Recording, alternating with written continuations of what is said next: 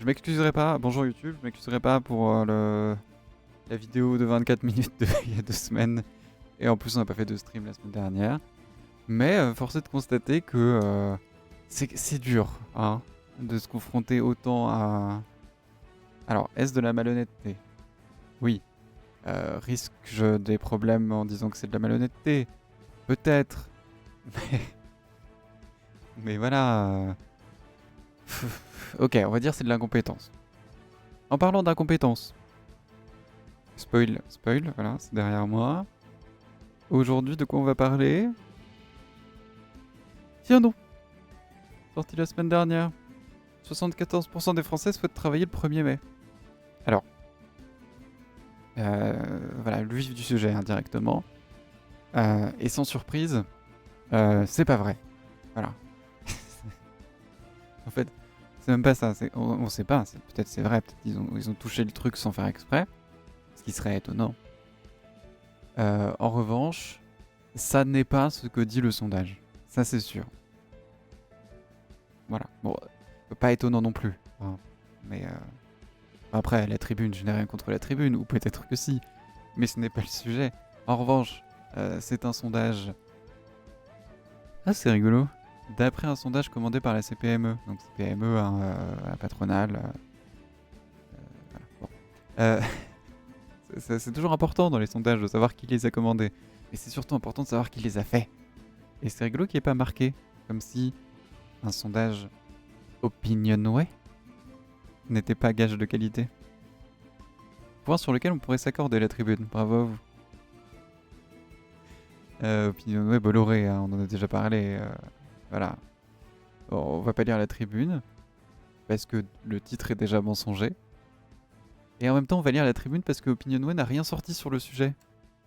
Et ça fait bien chier. C'est-à-dire que je peux redire la même chose que j'ai dit sur la dernière fois qu'on a vu Opinionway et tout ça. Mais je peux pas rajouter de trucs. Parce qu'en fait, normalement, voilà. On va prendre un exemple dont on parlera plus tard. Ça, voilà. Ah, j'ai du smartphone pour les enfants. Ouais. C'est putaclic, mais c'est Opinionway.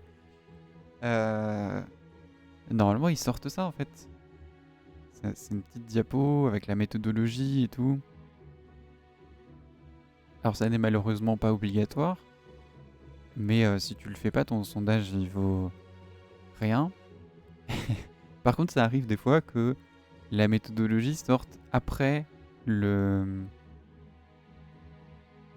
la date fixée pour... J'ai oublié comment ça s'appelle. Quand on fait un sondage, on dit vous ne dites rien de ce sondage avant cette date. Alors en science, c'est parce qu'il faut qu'on ait le temps de vérifier tout ce qu'on dit sur le marché de l'opinion comme ça. C'est parce que, je sais pas, pour pas que ça fuite, j'imagine, et qu'on garde le contrôle sur l'information qu'on donne, enfin qu'on vend, parce que c'est comme ça que ça marche. Je vais pas m'en sortir avec cette OST si elle s'en va toutes les 5 minutes. Mettons Ratchet et Clank. Salut.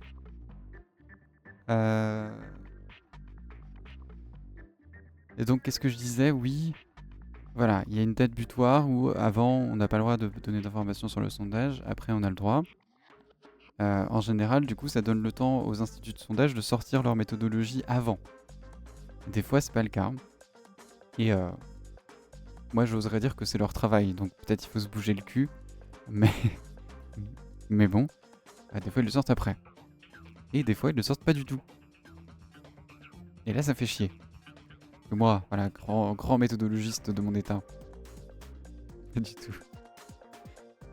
Mais je commence à développer ma petite expertise.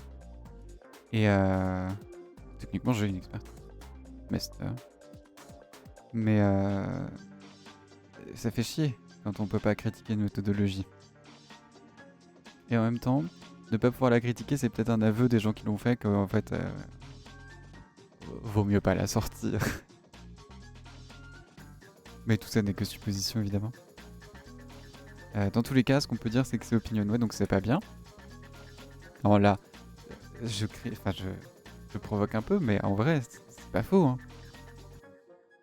Pour petite parenthèse, mais on fera un jour un classement des instituts de sondage en sachant que le rang le plus haut sera certainement genre eux, mais où il y aura Ipsos évidemment. Euh, Mais non, c'est fou comme vraiment Opinionway, on n'a jamais vu quelque chose de bien sortir de là. Peut-être aujourd'hui, parce qu'aujourd'hui on va beaucoup parler d'Opinionway. Pourquoi on va beaucoup en parler? Parce que justement, moi j'ai vu ça sur les réseaux sociaux. J'y vais surtout pour m'informer sur les sondages qui sont sortis parce que je n'ai pas la télé. Mais j'ai vu passer ça sur les réseaux sociaux. Ah bon, 74% des Français souhaitent travailler le 1er mai. Étonnant. Sur les réseaux sociaux, bon, apparemment, tout redirige vers la tribune, qui a en partie financé ce truc, et en tout cas qui l'a publié en premier. Ok. Le problème, c'est que la tribune, ils donnent pas de lien pour Opinionway sur une publication qu'ils auraient fait, sur une méthodologie, sur les belles diapos dont on a l'habitude. Un peu chiant. Mais c'est pas grave. Bon, on a ce chiffre, et on sait que c'est Opinionway, donc très bien. Attends, on sait que c'est Opinionway. Où est-ce qu'il est marqué? Bon.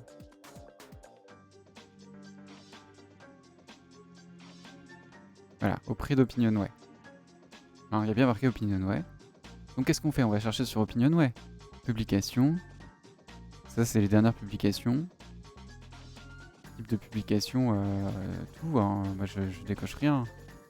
Format de publication, tout. Vraiment, dans tout ce qu'ils ont fait. Bon, déjà, les derniers, c'est pas ça. C'est dommage. Mais on peut rechercher par mots-clés. On a quoi 1er mai.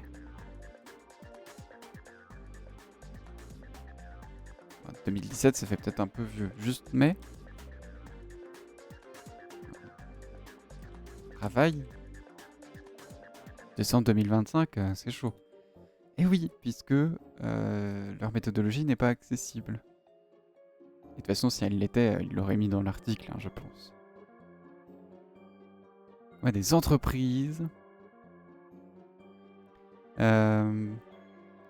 Donc chiant. Très très chiant. Parce que... Bon, pour tout vous dire, on a quand même une information. Enfin, on a des informations. Apparemment, le sondage aurait tiré ça. Mais voilà.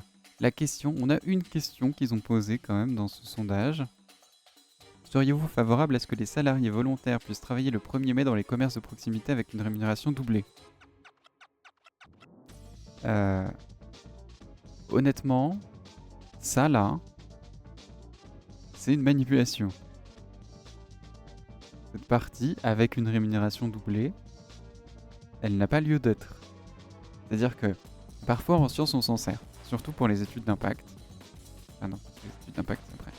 Mais ça peut être utile pour un diagnostic par exemple. Quand on arrive sur un territoire, on a une puissance publique qui veut mettre en place un truc, on va aller demander des choses aussi spécifiques que ça. C'est-à-dire, la mairie nous dit, chez nous on veut installer plus d'arbres dans un parc, et en échange, on va agrandir la route. On va aller sur le terrain en disant, est-ce que vous seriez favorable à ce qu'il y ait plus d'arbres dans le parc, mais qu'en échange, on agrandisse la route. Parce que c'est ce que les puissances publiques nous ont dit. Et donc on fait on retranscrit le troc que fait la puissance publique par rapport aux gens des territoires qu'on enquête. Là, Opinionway, ils n'ont pas été contactés par des puissances publiques. Hein. Par contre, ils ont certainement été contactés par quelqu'un qui veut que les gens répondent oui. Parce que d'où vient la rémunération doublée en fait? Pour moi, ça n'est rien d'autre qu'un moyen de pousser les gens à répondre oui. Il y a un mécanisme dont on a déjà parlé quand on avait parlé des casinos. Ça marche bien de donner des récompenses aux gens. C'est-à-dire que quand on parle d'améliorer leurs conditions de vie, et surtout par rapport au salaire, ça les met dans de bonnes conditions. Ils seraient prêts à accepter beaucoup de choses. Parce que si on s'était limité à seriez-vous favorable que les salariés volontaires puissent travailler le 1er mai, bon déjà, pourquoi pas, en soi, s'ils sont volontaires.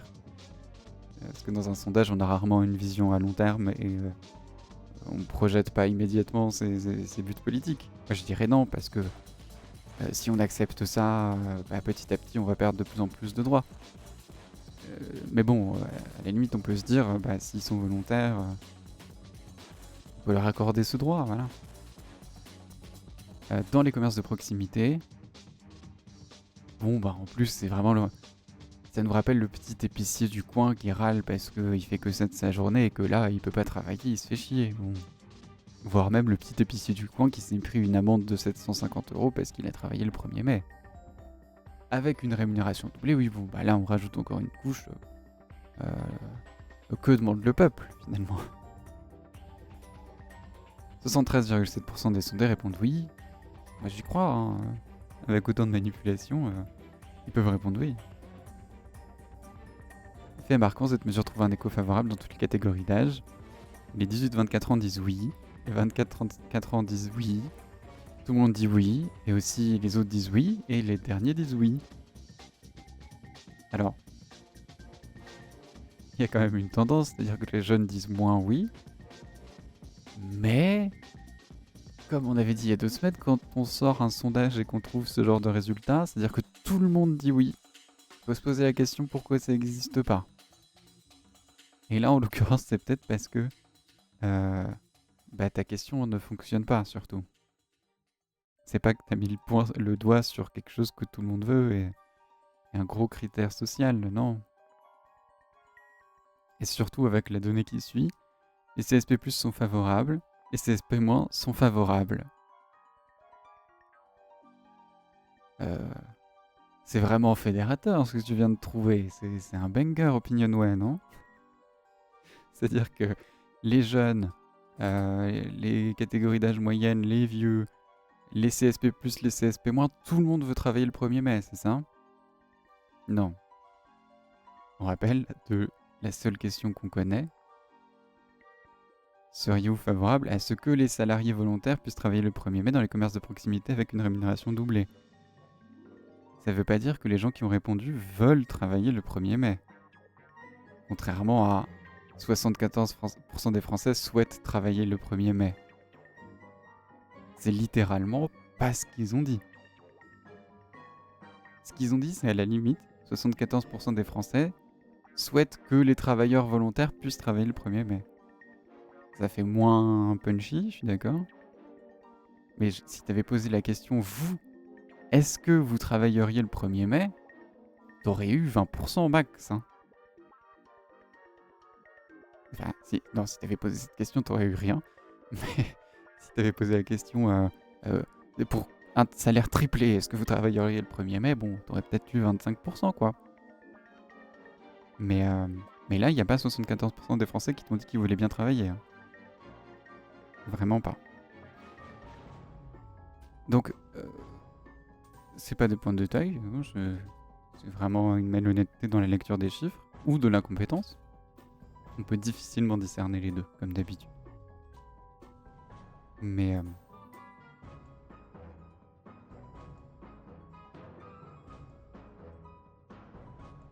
Pardon. Mais oui, là, comme la dernière fois, quand on trouve un chiffre où ça met tout le monde d'accord à plus de 70%, c'est vraiment soit un banger, soit une grosse erreur. Et là, vu qu'on n'a pas la méthodologie, on peut pas dire en quoi c'est une erreur, mais on peut juste dire que la formulation de la question était malhonnête et que la lecture des chiffres était incorrecte. Voilà. Ce sera ma conclusion sur ce truc qui a été repris sur beaucoup trop de plateaux télé. Bon. De toute façon, comme d'habitude, quand vous voyez 74% des Français souhaitent un truc, j'aurais tendance à dire, quand vous voyez 74% des Français souhaitent un truc de droite, c'est étonnant. Parce que c'est la droite qui dirige, donc elle se serait empressée de le faire. Vous comprenez? Si 74% des Français étaient favorables à un jour férié supplémentaire, c'est possible. C'est probable même, mais parce que personne ne voudra l'accorder, c'est tout. Parce qu'on n'est pas dirigé par la gauche. Mais donc, ceci ayant été dit, rapidement, parce que bon, de toute façon, vu la qualité du truc, c'est facile à debunk. Parlons d'un autre truc facile à debunk, Opinionway d'une manière générale. Je les porte pas dans mon cœur, mais en même temps je porte pas d'institut de sondage dans mon cœur, donc au moins ils sont tous traités à égalité. Je me suis baladé en recherchant, parce que je me suis pas contenté d'aller rechercher travail et 1er mai dans la barre de recherche. J'ai cherché leur méthodologie. Pour l'instant, elle n'est pas sortie. Bon. Même quand elle sera sortie, je m'en fous. C'est déjà de la merde. Par contre, j'ai vu plusieurs trucs qui, j'allais dire, me laissent penser, mais qui confirment mon opinion à moi, qu'Opinionway est bien un lobby, plus qu'un institut de sondage. Parce que on pourrait catégoriser les instituts de sondage comme ça aussi. Opinionway, c'est un lobby, comme tout ce qui sort de Bolloré. On va le voir aujourd'hui. Ipsos, Ifop. Alors, tous les instituts de sondage sont des lobbies dans le sens où ils vont travailler pour quelqu'un qui les paye et ils vont adapter leur discours en fonction du paiement, forcément. Surtout quand c'est pas eux qui posent les questions. Genre Ifop. Ils peuvent recevoir des questions et c'est juste l'intermédiaire qui les pose. Mais il y a une certaine mesure quand même. Ipsos, de ce qu'on a vu, ça a l'air d'être plus ou moins les plus clean. Plus ou moins. Ils ont quand même des contrats et tout, mais c'est plus un média. Ils vont véhiculer des idées de toute manière, parce que c'est pas de la science qu'ils font, personne ne fait de la science. D'ailleurs, c'est mensonger le tag que j'ai mis sur le stream. Bon. D'ailleurs, ça s'appelle Mercredi Science alors qu'on... Enfin si, moi j'en fais. Mais... Voilà, Ipsos a cette forme un peu clean. Ifop... Bon, pareil. C'est plus un média. Mais CSA et Opinionway, vraiment, c'est des lobbies. Et pourquoi je dis ça? Parce que c'est une distinction importante quand même. Et pourquoi je dis ça? Parce que il y a quelque chose dans la formulation. Je sais plus qui est-ce qu'on avait vu la dernière fois, mais pareil, il y a des instituts de sondage qui font, bah c'est ça même, mais c'est pas forcément à eux que je pensais, qui font très très école de commerce plus que sociologie. Et on avait vu la dernière fois aussi que moi je viens de sociologie, c'est-à-dire qu'on a appris à faire des sondages représentatifs. Il n'y a pas d'école de commerce où on apprend à sonder le marché. Par contre, les instituts de sondage reprennent les éléments de langage de science alors qu'ils font des études de marché. Et ça, c'est problématique. C'est pour ça que à chaque fois qu'on parle d'un sondage, on arrive à la même conclusion. D'un point de vue scientifique, les chiffres ne valent rien et les conclusions qu'ils en tirent sont fausses. Parce que c'est comme tout à l'heure en fait. Quand on étudie un marché, on peut arriver à 74% des Français sont favorables à ce que des gens puissent travailler le 1er mai déjà. Mais c'est pas une étude sociologique. Déjà parce qu'on n'y a pas passé 6 mois, qu'on n'a pas construit notre questionnaire pendant 2 mois au moins, grand minimum. Et qu'en fait on n'a juste pas posé la question aux gens en face à face. On les a pas laissés développer surtout. Donc ça n'a rien de scientifique, mais on a étudié un marché. Littéralement le marché du travail. Dans l'intérêt du marché du travail, est-ce qu'on peut gratter un jour férié en moins? C'était ça l'objectif. Donc bon, déjà, première partie d'un lobby, hein, transformer la société évidemment. Mais surtout transformer les mœurs. Et c'est pour ça que, moi, il y a quelque chose qui me choque dans cette page depuis tout à l'heure. Les Français et la démocratisation de la culture financière. Alors, malheureusement, ça peut paraître rien. Et bon, pourquoi pas. Là où les lobbies ont réussi à faire quelque chose, c'est nous laisser penser. Alors, ça va être touchy, hein, mais j'ai une formation en économie d'une certaine manière, donc j'ai quand même au moins la légitimité d'avoir un avis construit. La culture financière. Là où ça me pose problème, c'est que, avant tout, je viens de sociologie de la culture et qu'on n'utilise pas le terme de culture à tort et à travers. Euh, Il y a une forme d'éducation financière. C'est vrai, parce que, comme toutes les formes d'éducation, c'est-à-dire que l'évolutionnisme, je ne vais pas refaire un cours d'anthropologie, mais c'est terminé depuis bien longtemps. Il n'y a pas de structure de société qui est souhaitable. Euh, Chaque société évolue comme ils veulent. Et c'est pareil pour les mœurs dans la population. Idéalement, on vit tous en harmonie, mais on est tous différents. Et c'est super comme ça. Donc, démocratiser la culture financière, c'est pas anodin. C'est-à-dire qu'elle gagne du terrain, finalement. La question est de savoir, comme...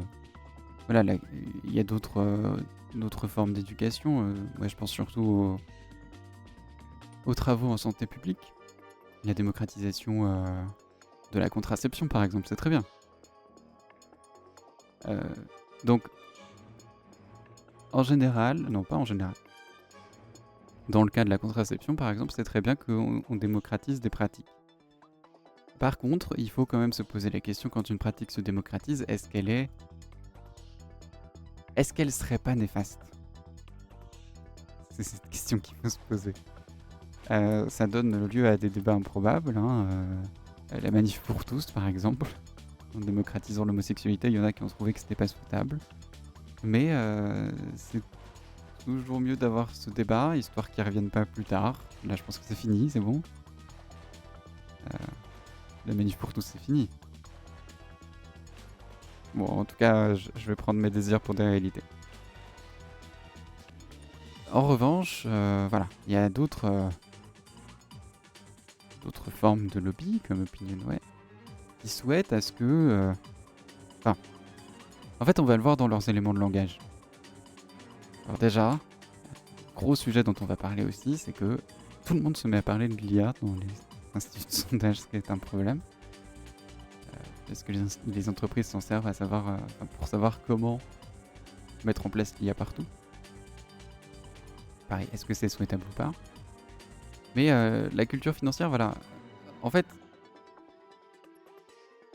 il faut bien se dire, et on en a déjà parlé, que le capitalisme, c'est une forme de société, parmi d'autres. Alors, sans parler de communisme ou voilà, on pourrait. Mais non. Même d'une manière générale, dans une société, il y a plus ou moins de capitalisme. Il y a différentes formes d'échange, plus ou moins capitalistiques.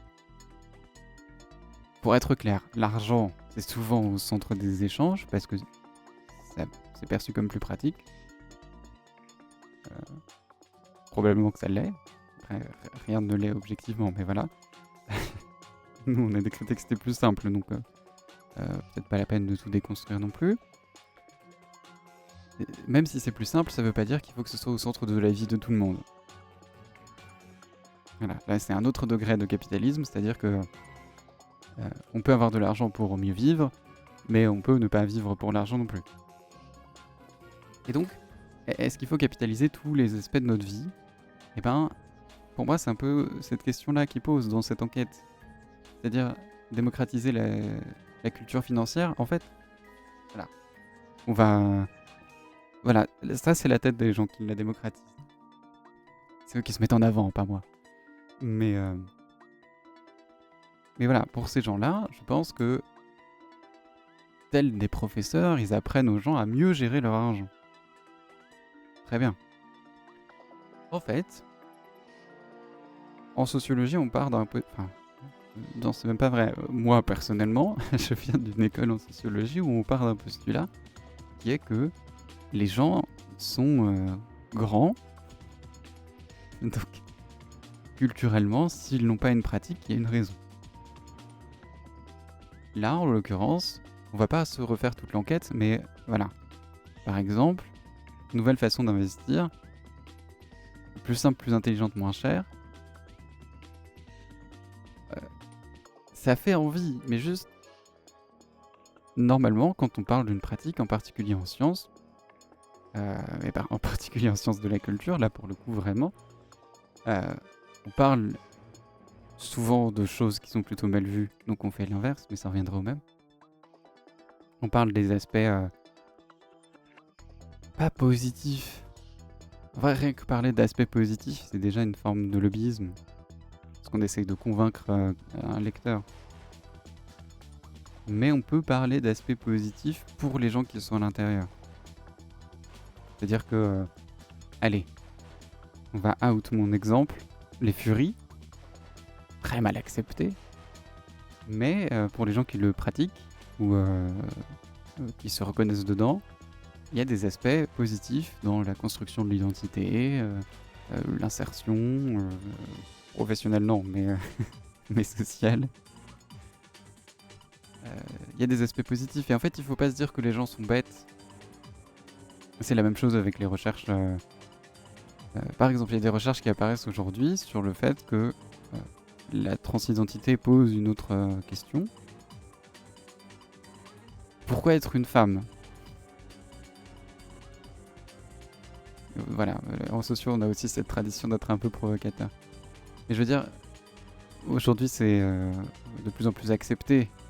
Pas plus simple, mais c'est de plus en plus accepté de changer de genre à l'état civil, de reconnaître son genre. Et donc, pourquoi conserver un genre qui est mal accepté ? Être une femme pousse à beaucoup plus de discrimination qu'être un homme, sur tous les aspects de la vie. Mais voilà, aujourd'hui il y a ces questions-là un peu provocatrices qui apparaissent, mais c'est juste pour mettre en avant les discriminations faites aux femmes, évidemment. C'est pas une vraie question. Même si c'est rigolo d'y réfléchir. Mais voilà, pour donner d'autres exemples, ça a été la même chose pour l'homosexualité. Pourquoi se revendiquer en tant qu'homosexuel alors que ça tue des gens, on peut en mourir parce qu'on se fait agresser dans la rue. Il y a des aspects positifs à l'être. Se sentir mieux dans sa vie. Et voilà, il y a des aspects psychologiques qui sont positifs, voire nécessaires pour certaines personnes. Donc c'est peser le pour et le contre, voilà. Quand on étudie une pratique, on se demande pourquoi les gens le font. Et vu qu'on n'est pas en psychologie, on se dit pas ils le font parce qu'ils sont fous, mais on se dit ils le font parce que dans leur échelle des valeurs ou dans leurs priorités ou dans les enjeux de leur vie, un petit peu les trois pans, et ils ont eu le sentiment d'en avoir besoin, on peut le dire s'ils nous l'ont dit, ou en tout cas ils l'ont fait parce que ça leur a apporté, ils ont eu le sentiment que ça leur apporterait plus de positif que de négatif. Et après on peut faire une étude d'impact, est-ce que ça leur a apporté plus de positif que de négatif ? Voilà. En tout cas, on traite toujours une pratique avec beaucoup de pincettes, parce qu'on n'est pas là pour dire si c'est bien ou pas. D'ailleurs, on n'a pas le droit de dire si c'est bien ou pas. Et de manière déontologique, on n'a pas le droit de le dire. Légalement, on pourrait, mais aucun sociologue ne le fait. Si. Aucun bon sociologue ne le fait. Oui, j'ai des noms en tête, mais je ne le dirai pas. Mais donc, voilà. Tout ça pour dire, cet écran, il me fait saigner du sang, quoi. C'est-à-dire que mon sang saigne. Ça, c'est fort. Une étude qui se veut scientifique, Opinionway se le revendique, et qui dit que il y a des bonnes façons de vivre, ça n'existe pas. Là, pour moi, cet écran les fait pencher uniquement dans le lobbyisme. Parce que, en fait, en sciences, on prend tellement de pincettes qu'on en est chiant, et ça, particulièrement en sociologie, hein. Euh, c'est pour ça que les gens n'arrivent pas à définir ce qu'est la sociologie, même les sociologues. Tout le monde en a une définition différente. Bon. Mais surtout, bah, on prend tellement de pincettes que on peut pas se dire que les gens ont le souhait d'être intelligents. Parce qu'en fait, alors la simplicité peut-être, enfin, et encore, est-ce que tout le monde souhaite à ce que sa vie soit simple? En tout cas, ce sera pas la priorité de tout le monde. En fait, il y a autre chose que le capitalisme a réussi. Le capitalisme, c'est vrai que je vais pas définir ce qu'est le capitalisme. Mais c'est comme la sociologie, tout le monde a une définition différente. En gros, c'est un mouvement de rationalisation, c'est-à-dire que tous les échanges, on va leur mettre un prix. On va leur attribuer une valeur. Ce qui n'est pas toujours souhaitable. Je parlais des différents degrés de capitalisme, on va pas mettre une valeur à autant passer à éduquer son enfant, par exemple. Peut-être c'est mieux que ce soit... Ça reste assez abstrait. Ça n'est pas de valeur, tout simplement. Inestimable. Mais dans un capitalisme exacerbé, rien n'est inestimable. Ce qui déshumanise. Hein. Mais dans un capitalisme, c'est surtout lui qui a mis en avant le fait que c'était honteux de ne pas être rationnel. Et oui, ça n'est pas dans la nature humaine. C'est bien le capitalisme, puisqu'on le voit dans les enquêtes où le capitalisme était encore remis en question, que toutes les questions de rationalité et d'intelligence, hein, c'est là que je veux en venir évidemment, mais même de confort, hein, d'une manière générale. Aujourd'hui, le but ultime de beaucoup de gens est d'être confortable. C'est pas nécessairement un but en soi. Ça a pu devenir un but socialement accepté parce que l'individualisme est socialement accepté. Mais c'est vrai que quand on pense au collectif, être confortable c'est bien, mais au dépend de qui c'est la première question. Peut-être c'est mieux de faire ça par. Mais de la même manière, l'ego induit par l'individualisme fait que tout le monde se revendique intelligent, alors que c'est peut-être mieux d'être humble et de se dire que tout le monde ne recherche pas l'intelligence. C'est tout. Alors que là, c'est vendu comme un argument, puisqu'on part du postulat que tout le monde veut être intelligent. Postulat qui n'est pas faux, hein, mais... Mais ce serait bien que les gens n'oublient pas que tout le monde ne peut pas être... C'est comme dans un JDR. Tout le monde ne peut pas avoir ses stats au max. C'est pour ça que c'est bien de vivre dans une société aussi. Et chacun sa place, finalement. C'est mieux quand elle n'est pas attribuée à la naissance ou par rapport à des critères que les gens n'ont pas choisis, mais... Mais bon. Chacun sa spécialité, en tout cas. Et en plus, c'est con. Parce que c'est aussi une théorie du capitalisme de David Ricardo. Les avantages comparatifs. On va pas s'attarder dessus, mais c'est juste l'idée que dans un groupe, chacun se spécialise dans ce qu'il sait le mieux faire, comme ça le groupe est plus efficace.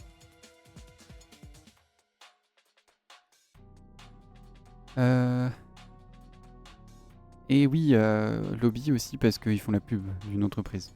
Voilà. Est-ce que je dois en dire plus? Ça c'est une pub, ça.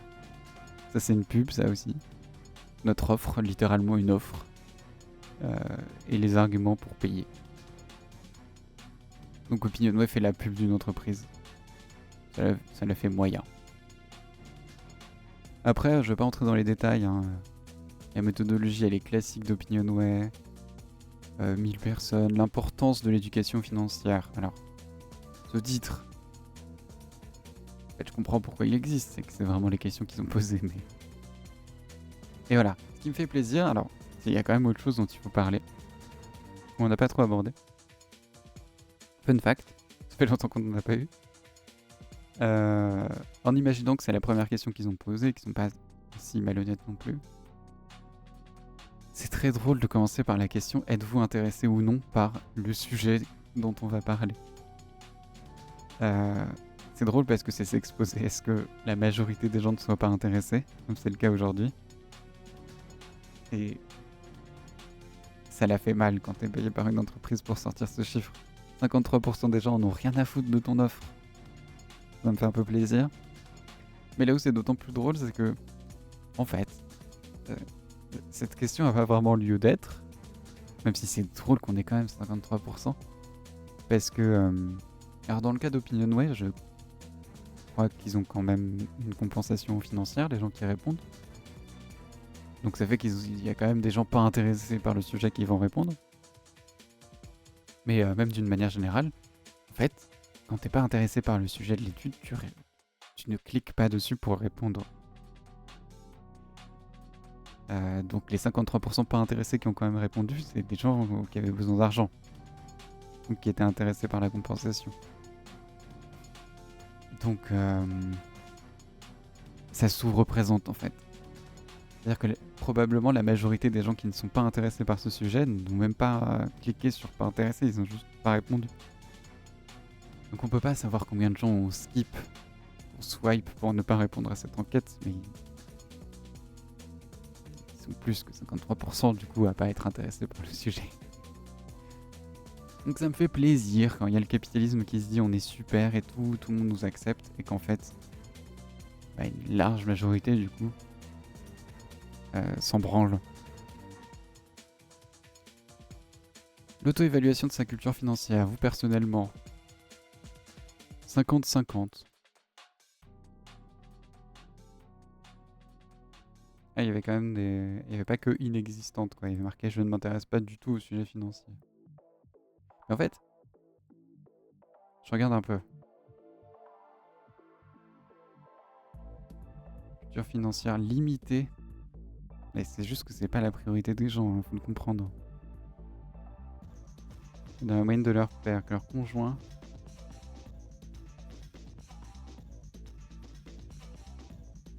Appétence pour les risques. Bon là c'est vraiment une étude de marché. Ça m'intéresse pas. Crypto. Super. La méthode du Bitcoin. Consultation de contenu dédié à l'épargne et l'investissement. Non mais ça va pas. Hein. Enfin, l'investissement sur Telegram, ça doit être tout un monde que je ne veux pas connaître. Déjà, l'investissement... Tiens, dites-nous en commentaire quel est votre avis sur l'investissement. Pourquoi je pose cette question? Parce que, en fait, moi j'ai un avis assez tranché qui est que, comme dit Macron, il n'y a pas d'argent magique. Et c'est pour ça que je recherche, est-ce qu'il y a une seule chose qui va remettre en question l'investissement? Mais non, puisque c'est payé par une entreprise qui en fait, donc ils vont pas poser cette question. Mais déjà, il y a une chose qu'on n'a pas vue, c'est... ils font penser que les gens qui n'investissent pas, c'est un choix. Alors, évidemment, il y a des gens qui n'ont pas d'argent, mais là, c'est même pas la question, parce que c'est la théorie. Si vous aviez de l'argent, est-ce que vous investiriez? Et c'est surtout, c'est pas forcément qu'ils s'intéressent pas du tout au sujet financier, c'est peut-être qu'ils en ont peur. Donc ça les angoisse. En fait, c'est comme si ne pas avoir de culture, c'est parce que tu t'intéresses pas ou que tu comprends pas. Mais peut-être c'est un choix, d'une part. Et je vais en parler, parce que moi perso c'est un choix. Ou peut-être ça te fait peur.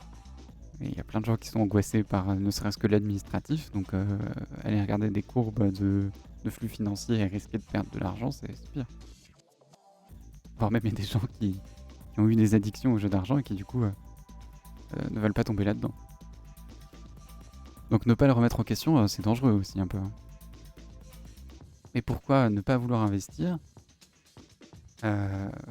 Moi qui pourtant ai une appétence toute particulière pour les chiffres, et les tableurs Excel, c'est plus ou moins une passion. Passion chiante de fou.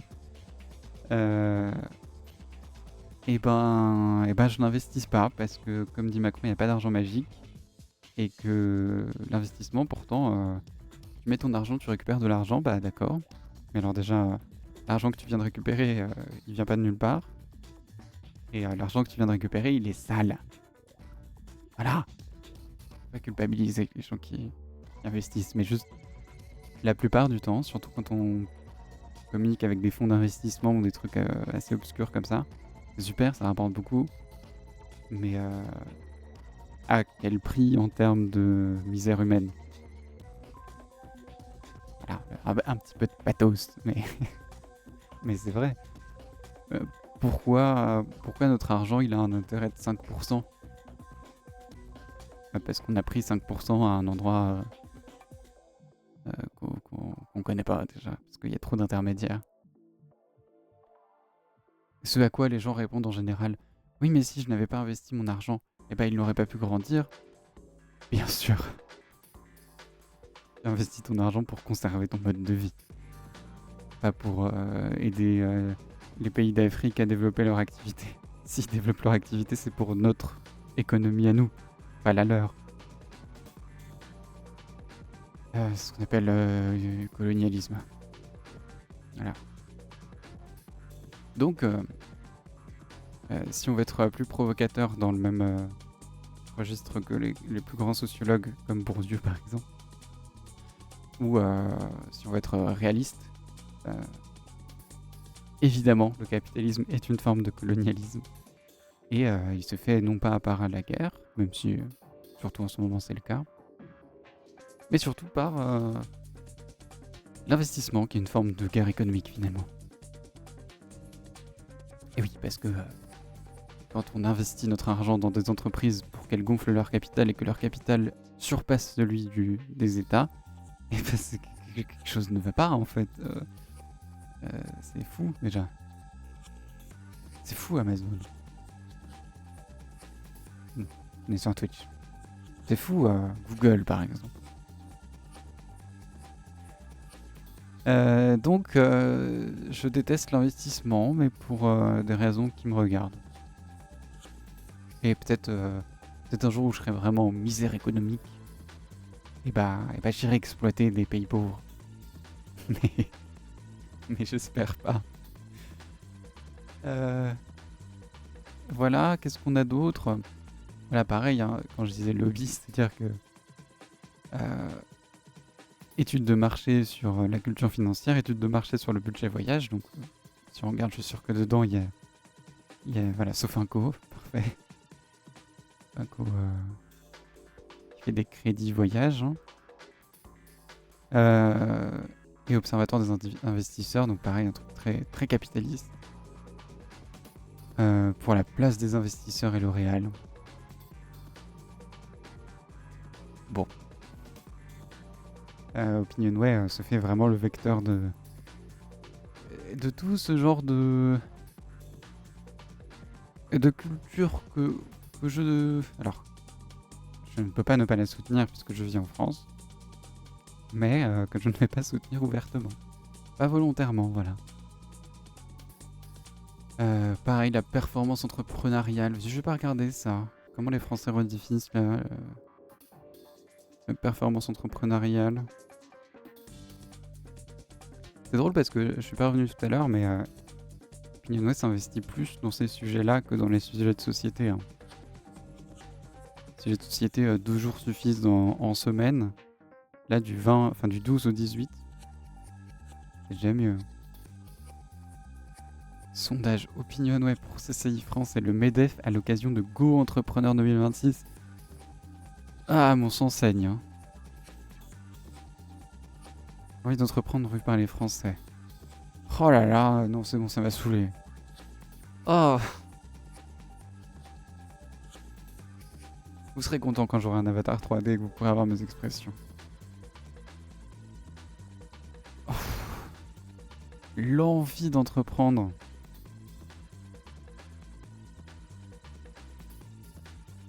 Moi, je suis content. Ce genre de truc, ça me rappelle que... Parce que... Il y a c'est rare dans la vie qu'il y ait des réactions viscérales comme ça. Et j'avais un peu oublié le dégoût. Parce qu'à force de comprendre, d'essayer de comprendre les gens et tout, pour un sujet, mais c'est vrai que le dégoût, c'est une sensation forte quand même, qui vient surtout de l'incompréhension. Mais là, j'ai une réelle sensation de dégoût dans mon estomac quand je lis l'envie d'entreprendre et l'envie de créer. Je vais pas m'étaler sur le sujet, j'ai pas envie, mais c'est pas une envie d'entreprendre. Ça fait vraiment, encore une fois, penser que tout le monde est destiné à investir ou à entreprendre. C'est pas forcément une envie, Ils ont peut-être envie de l'inverse d'ailleurs. C'est pas souhaitable, c'est...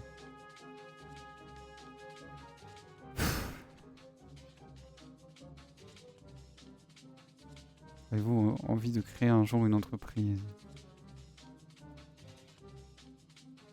J'ai plus envie de créer des entreprises. Bon, je veux pas savoir ce que les entreprises en feront, pardon. Hein.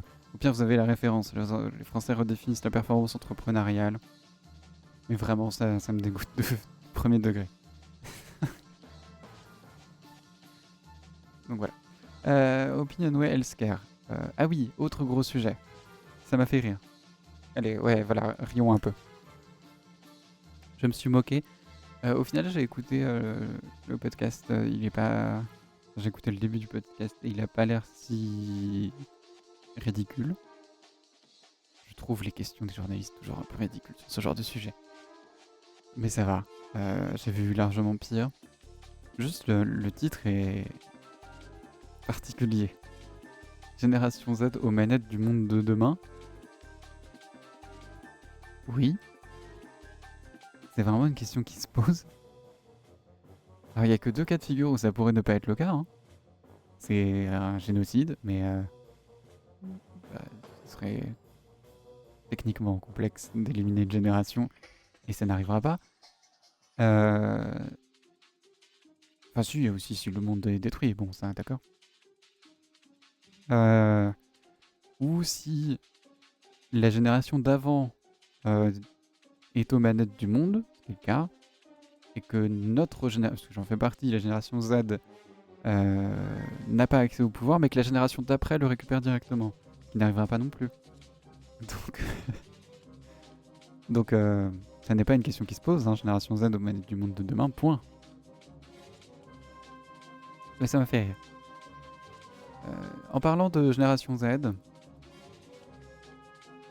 parlons un petit peu de santé publique.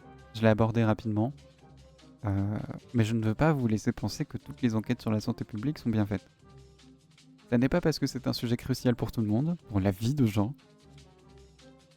que des entreprises comme Opinionway vont le traiter sérieusement. Par exemple, Opinionway Healthcare, en anglais parce que c'est plus stylé, c'est dirigé par Bolloré, il est bien français, hein, vous inquiétez pas. Bon, Healthcare, donc santé publique, les dangers du smartphone pour les enfants. Vraiment, comptez le nombre de fois où on a traité ce sujet sur les médias par rapport à l'impact réel de ce sujet. Voilà. On a entendu tout et n'importe quoi. J'ai jamais compris pourquoi il fait léviter un Rubik's Cube, mais bravo à lui. C'est peut-être plus simple de faire léviter un Rubik's Cube que de trouver une enquête bien faite chez Opinionway. Échantillon de 1000...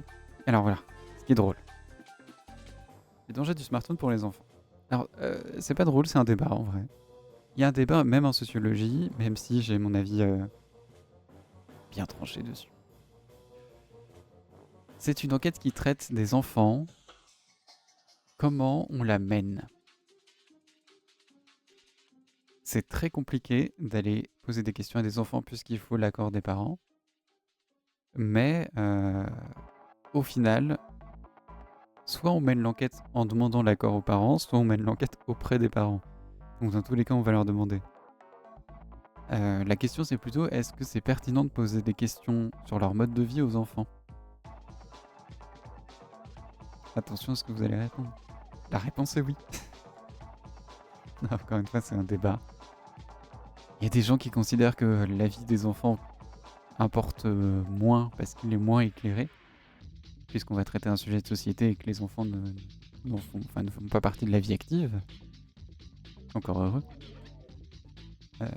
Mais par contre, quand on parle de pratique, puisque je viens de sociologie de la culture, quand on parle de pratique, eh bah, je ne vois pas pourquoi, sous prétexte que ce sont des enfants, on ne va pas appliquer la règle numéro 1, qui est que quand on parle des pratiques, on discute avec les gens qui sont des pratiquants. Or là, pour parler des dangers des smartphones auprès des enfants, première chose, 1004 parents d'enfants de 6 à 14 ans. Alors, discuter avec les parents sur les pratiques des enfants. Moi, je ne fais pas confiance aux parents pour savoir ce que font leurs enfants, premièrement. Ni pour estimer ce qui est dangereux pour eux. À la limite, si tu veux savoir ce qui est dangereux, bah faut les demander à des experts, ou alors essayer d'avoir une étude un petit peu à long terme, à savoir pour un groupe témoin, des enfants vraiment mis devant les écrans à 6 ans. Tu retournes les voir dans 5 ans, par rapport à un groupe qui n'a pas été exposé, tu vois les différences, et t'essayes de trouver quelle différence est due au fait qu'il y a eu une exposition, bref, étude sur 6 ans, quoi, minimum. Mais autre chose, 6 à 14 ans. En sociologie, on ferait pas ça parce que, en fait, on ne regroupe pas un groupe qui a des intérêts divergents. On ne regroupe pas un groupe qui a des intérêts différents, encore moins un groupe qui a des intérêts divergents. C'est-à-dire que, et surtout dans les premières années de la vie, 1 an, ça fait beaucoup de différence. Mais là, en plus, entre 6 et 14 ans, ils sont pas du tout dans les mêmes instituts. Donc ils ont pas du tout les mêmes problématiques. Heureusement, ils n'ont pas introduit plus tard, mais même 14 ans, la puberté n'est pas très loin par rapport à un enfant de 6 ans, quoi. Donc les hormones ne vont pas jouer pareil. Enfin, peu importe le rôle qu'ont les hormones là-dedans. Ils en ont un, certainement. En tout cas, un enfant de 14 ans n'a pas les mêmes problématiques qu'un enfant de 6 ans. Et pourtant, ils n'ont pas fait la distinction, a priori. Peut-être plus tard. Pour l'instant, tout va bien. On demande aux parents, est-ce que votre enfant a accès à un smartphone ? Enfin non, est-ce que votre foyer a accès à un smartphone ? Pour l'instant, c'est plutôt une bonne question. Parce que justement, le piège aurait été de demander, est-ce que votre enfant a un smartphone ? Alors que probablement pas, mais nul doute que les parents l'ont déjà prêté une fois. Or, l'intérêt, c'est de savoir est-ce qu'ils y ont déjà été exposés. Donc très bien, est-ce que votre foyer possède un appareil électronique de ce genre-là ? Et ça couvre plutôt bien tous les trucs d'ailleurs.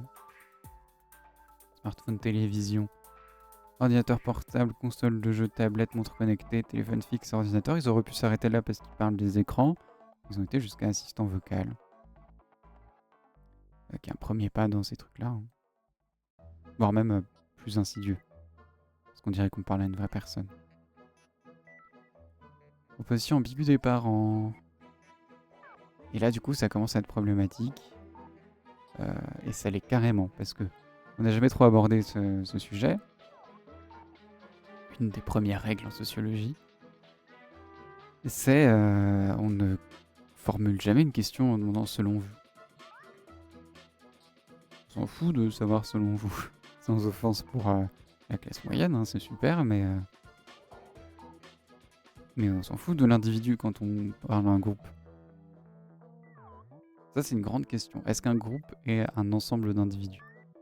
Est-ce que tout est la somme de ses parties ? Non, pas en sociologie, en tout cas. Parce que, outre la somme des individus, il y a des mécanismes entre eux qui n'existent pas si ce n'est qu'une somme d'individus.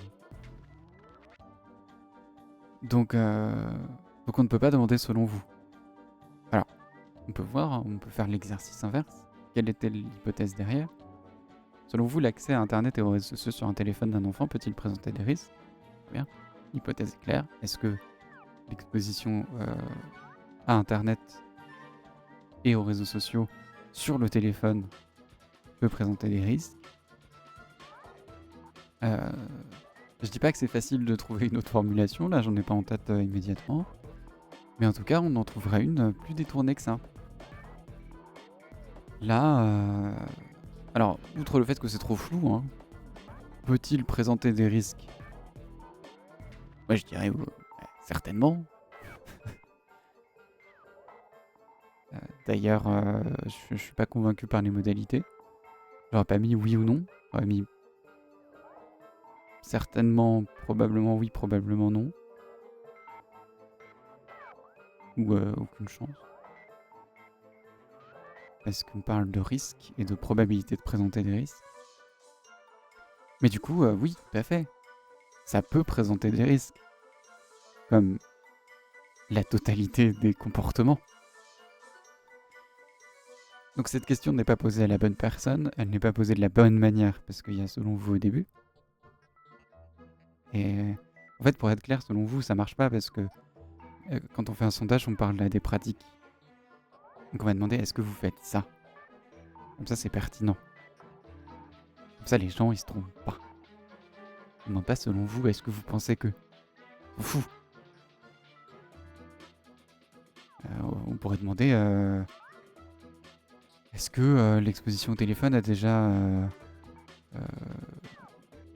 mis votre enfant en danger, par exemple?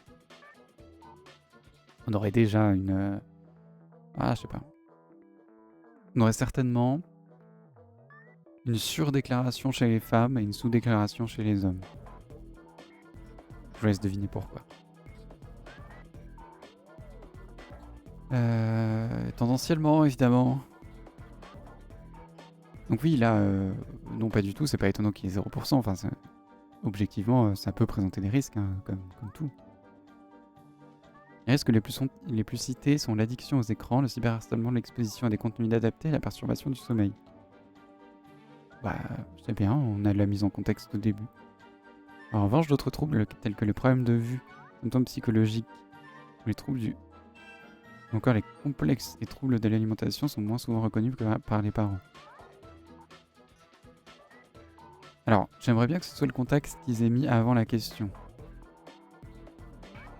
Mais je suis pas sûr, parce que la question, elle commence par selon vous, et on nous dit pas qu'il y a un contexte avant. On va espérer. Selon vous, quels sont les risques ou conséquences potentielles de l'usage d'Internet et les réseaux sociaux chez les enfants et les adolescents? 99% ont mis au moins 1. Oui. Il n'y a jamais 100% hein, dans une enquête.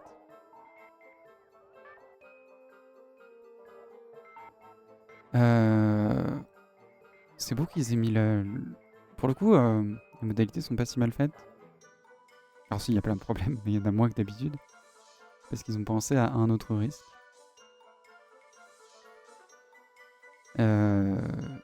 C'est toujours bien d'avoir une modalité où les gens peuvent mettre ce qu'ils veulent.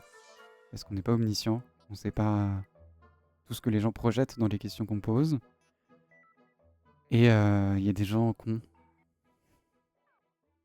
Voilà.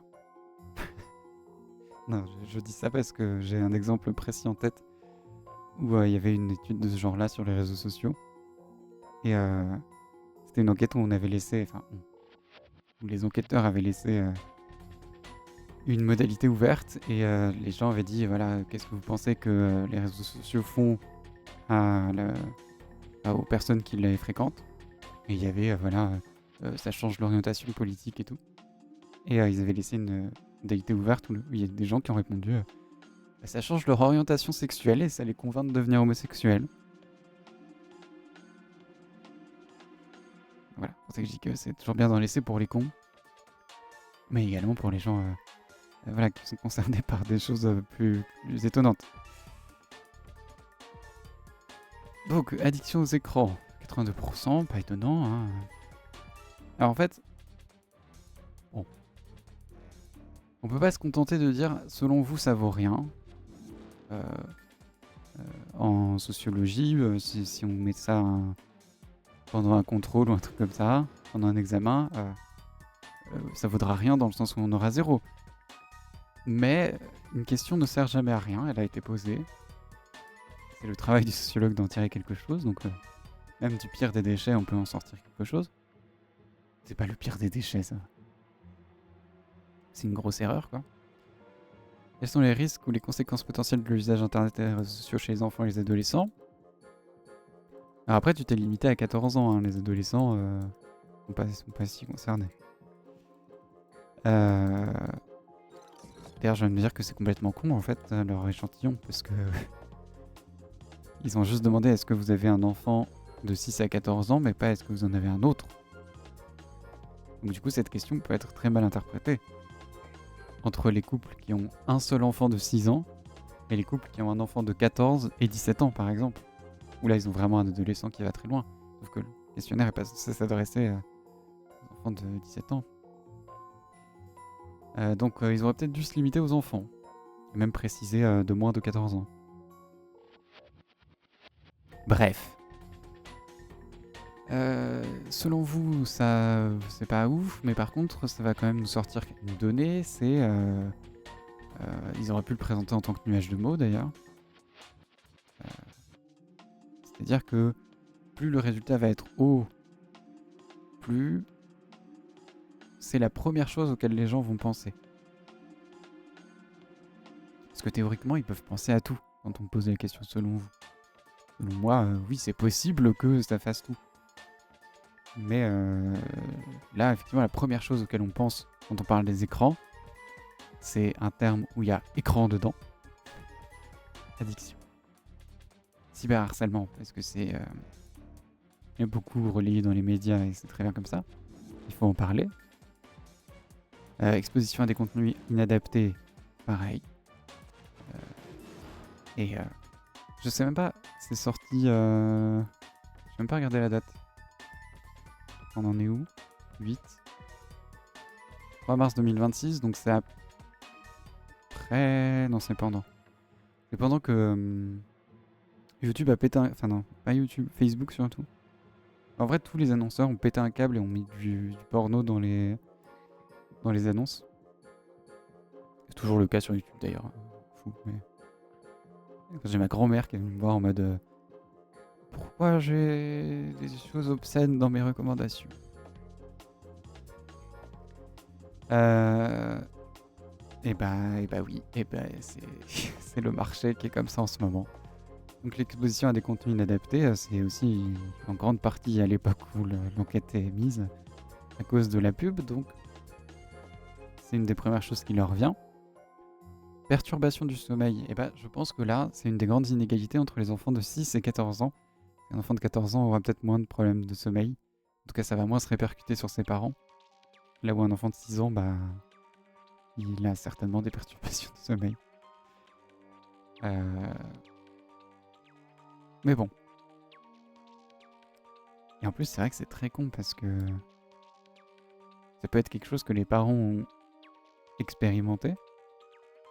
Mais en même temps, ils prennent tellement large dans les âges de la vie qu'il y a l'entrée en primaire, au collège et au lycée, du coup, dans leur même échantillon. Qui sont des âges où il y a plein de problèmes. C'est très, très stressant une rentrée. Troubles de l'attention. Bon, ça c'est...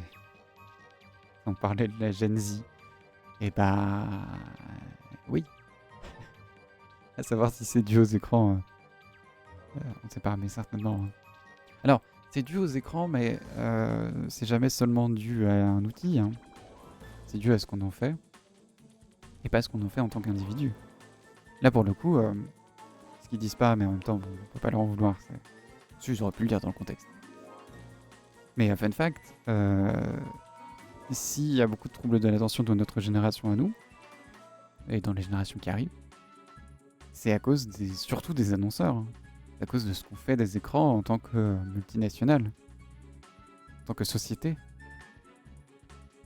C'est-à-dire que si sur un écran il y avait une information, bah, ça reviendrait à un livre finalement. Sauf que là il y a plein de trucs qui bougent tout le temps. On a accès à beaucoup. Enfin, C'est plutôt bien d'avoir accès à beaucoup d'informations. Mais ça fait qu'on se fixe au moins sur une seule chose. Mais s'il n'y avait pas des écrans qui flashaient partout, du putaclic pour essayer de nous attirer partout, et plein de choses pour détourner notre attention, et que dans la rue il n'y avait pas des affiches partout, hein, JC Deco, et bah peut-être on aurait moins de troubles de l'attention. Hein. Et nous on n'a pas été habitués à un monde où on n'est pas tout le temps à l'affût partout. Donc c'est la faute des écrans, mais c'est surtout la faute des multinationales qui en font n'importe quoi. Excusez-moi de le dire. Ça, sur les plateaux télé, ils veulent pas. Hein. Pascal Pro. Je viens d'annoncer un truc en faisant la même chose. Isolement social.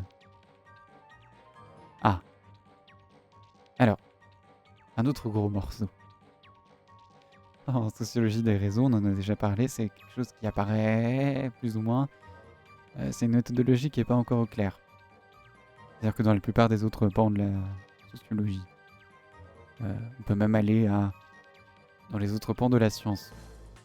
On a une méthodologie qui fonctionne, et après, on négocie avec en fonction du sujet qu'on aborde. Il faut toujours, en sciences molles en tout cas. On peut pas juste appliquer une méthodologie unique à tous nos sujets, ça ne marche pas. Mais on a une base, et voilà.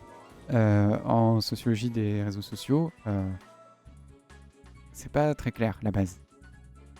Chacun fait un peu à sa sauce, et en général c'est bien, parce que du coup ça veut dire qu'ils ont particulièrement beaucoup réfléchi à leur méthodologie, mais ça fait que c'est compliqué d'avoir encore plus de plein d'enquêtes qu'on peut comparer, parce qu'ils n'ont pas été construites de la même manière. En tout cas, moi de ce que j'en ai lu, mis en relation avec des sociologies de la culture, c'est que les réseaux sociaux, c'est surtout le grand essor des sous-cultures, sans aucune... sans offense, un sous-culture n'est pas péjoratif. Mais l'isolement social, c'est quand même pas mal remis en question, c'est-à-dire que ça peut faire des troubles anxieux, et on en parle plus tard, mais ce serait un petit peu la même chose, c'est-à-dire que physiquement, ça peut isoler parce qu'on trouve notre besoin social dans les réseaux sociaux. Alors, ça peut être à tort, le parasocial existe, et là, ça peut poser des problèmes, du coup, parce qu'ils savent pas comment interagir. Mais ça peut être un vrai contact social qui a simplement une autre forme. Comme c'est le cas pour des gens que j'ai pu interroger qui faisaient du RP sur Internet, par exemple. Ou nous qui faisons du JDR, mais c'est... Pour le coup, c'est vraiment un contact par semaine pendant 4 heures, c'est pas ouf. Mais pour des gens qui font du RP qui est vraiment sur la durée, pour ceux qui ont fait du RP écrit, par exemple,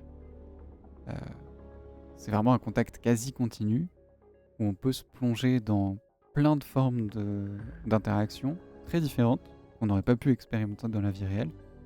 Et donc ils ont une grande connaissance du social, ils ont expérimenté beaucoup de choses, mais ils peuvent avoir de l'anxiété parce que le contact virtuel n'est pas le même que le contact physique.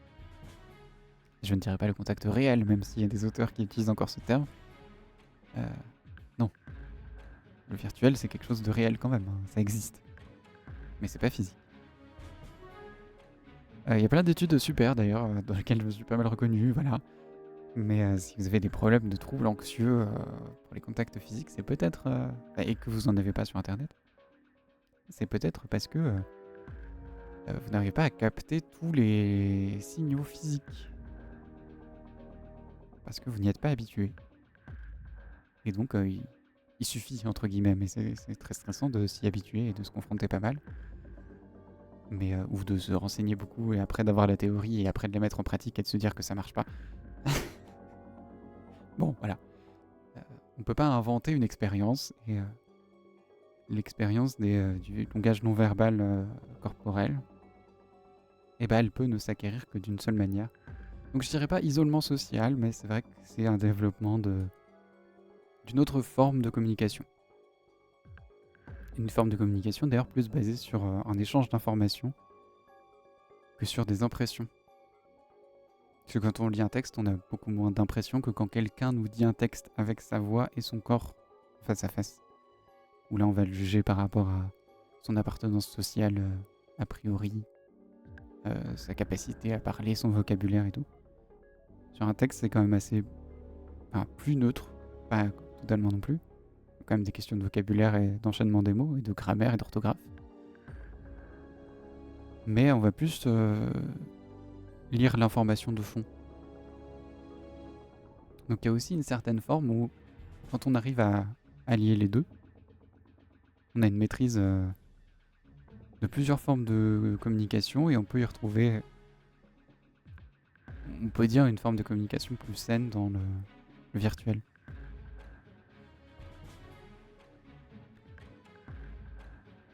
Difficultés scolaires. Je l'ai pas dit, mais le virtuel c'est aussi un moyen de communiquer des informations d'une manière plus légère. Par contre, c'est beaucoup moins adapté évidemment à des informations plus graves, où voilà, il faut le ton solennel de la voix. Bonjour, je te quitte par message ne fonctionne pas. Difficultés scolaires.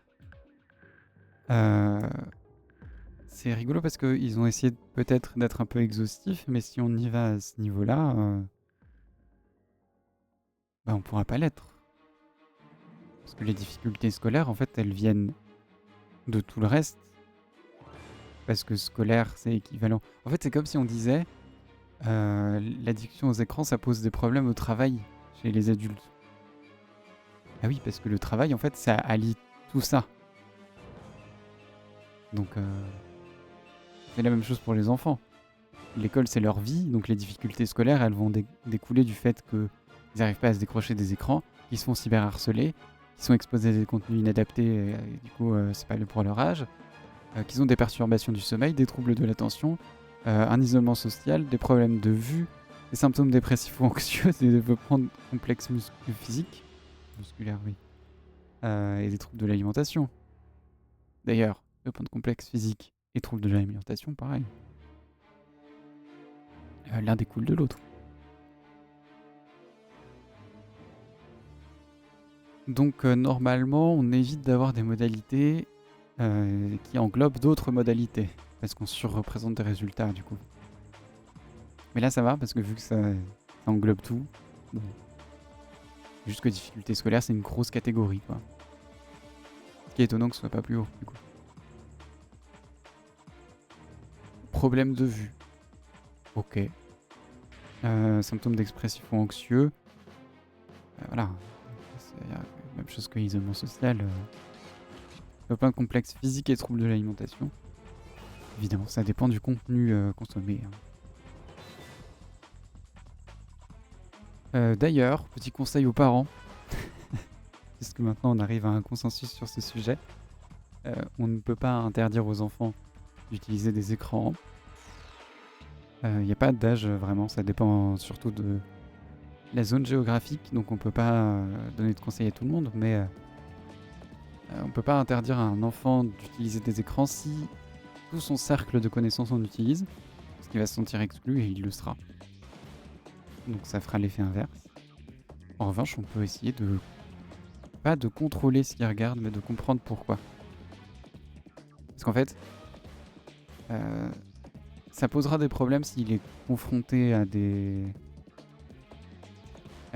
contenus inadaptés pour son âge, mais c'est compréhensible pourquoi il va essayer d'en chercher. Le problème, c'est s'il y est confronté sans l'avoir cherché, parce que là, il comprendra pas pourquoi. Et là, ça posera d'autant plus de problèmes. Mais s'il va le chercher parce que, voilà, à son âge, c'est le moment d'essayer de confronter l'inconnu, qu'on lui a toujours dit de pas le faire, donc il y a l'excitation juste de braver les limites.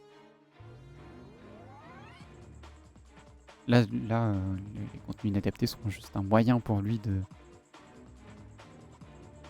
montrer ça. Et après, pourquoi est-ce qu'il va braver les limites? Est-ce que c'est parce qu'il a envie de faire beaucoup d'expérience ou est-ce qu'il a besoin d'attention? On sait pas, mais très compliqué les enfants, trop compliqué. Justement, là on en parle, limiter l'usage des écrans. Je pensais pas avoir autant de choses à dire sur les enfants. Limiter l'usage des écrans. 65% des gens disent oui.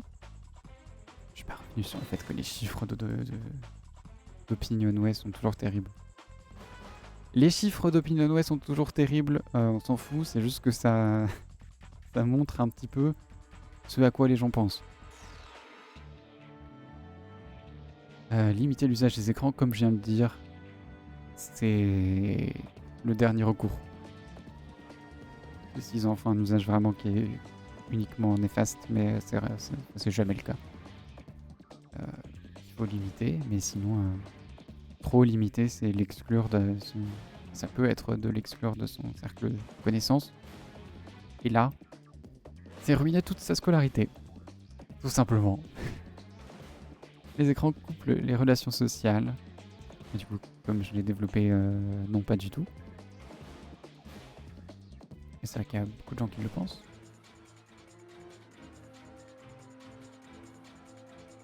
Les écrans sont indispensables dans le foyer.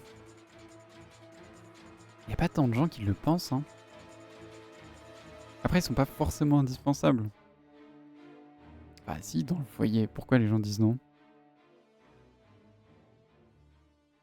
Genre... Bon, ça les concerne pas encore, parce qu'ils ont des enfants de 6 à 14 ans. Et s'ils ont des enfants de 17 ans, Parcoursup, ça arrive, hein. Parcoursup, c'est par des écrans que ça passe. Mais c'est pas c'est pas la génération la plus jeune, donc peut-être qu'ils pensent pouvoir s'en passer encore. Les écrans sont utiles pour occuper les enfants lorsque c'est nécessaire. Ah, ça c'est... Non. Ça non, hein. C'est jamais nécessaire d'occuper un enfant. C'est nécessaire, c'est de l'éduquer bien, mais... Bon, après on juge pas. C'est dur d'éduquer un enfant. Mais c'est pas souhaitable de le mettre devant un écran pour avoir la paix. 9 parents sur 10 déclarent être favorables... Alors, je vais pas développer sur ça, hein, mais quand je dis que c'est pas souhaitable, c'est que... pour l'enfant, après, s'il allie le fait que quand il est désagréable, il a accès à l'écran sur lequel il peut faire plein de trucs, bah, autant être désagréable et avoir une punition qui n'en est pas une. Hein. 9 parents sur 10 déclarent être favorables à l'interdiction de l'accès aux réseaux sociaux pour les moins de 15 ans. C'est... Ouais. L'Assemblée nationale a voté l'interdiction de l'accès aux réseaux sociaux pour les moins de 15 ans grâce à un dispositif de vérification d'âge. Quelle est votre opinion par rapport à cette loi? Ah, la question, ça va, hein. On a le contexte avant.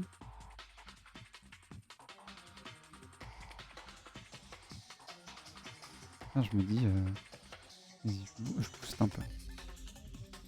Ouais, on a le contexte avant. Alors... C'est rigolo, ça fait quand même beaucoup de questions qui portent à débat. Ce qui est étonnant que ce soit pertinent pour un truc de... Opinion, ouais. Mais ça va. Ça permet de développer pas mal de trucs. Par exemple, est-ce qu'on peut limiter l'accès aux réseaux sociaux pour les moins de 15 ans? En fait, imaginons un monde où c'est le cas, où ils ont pas... où il y a des dispositifs de vérification d'âge. Probablement que c'est l'explosion des VPN. Et du coup, leur démocratisation chez les plus jeunes, donc leur démocratisation dans l'âge adulte aussi.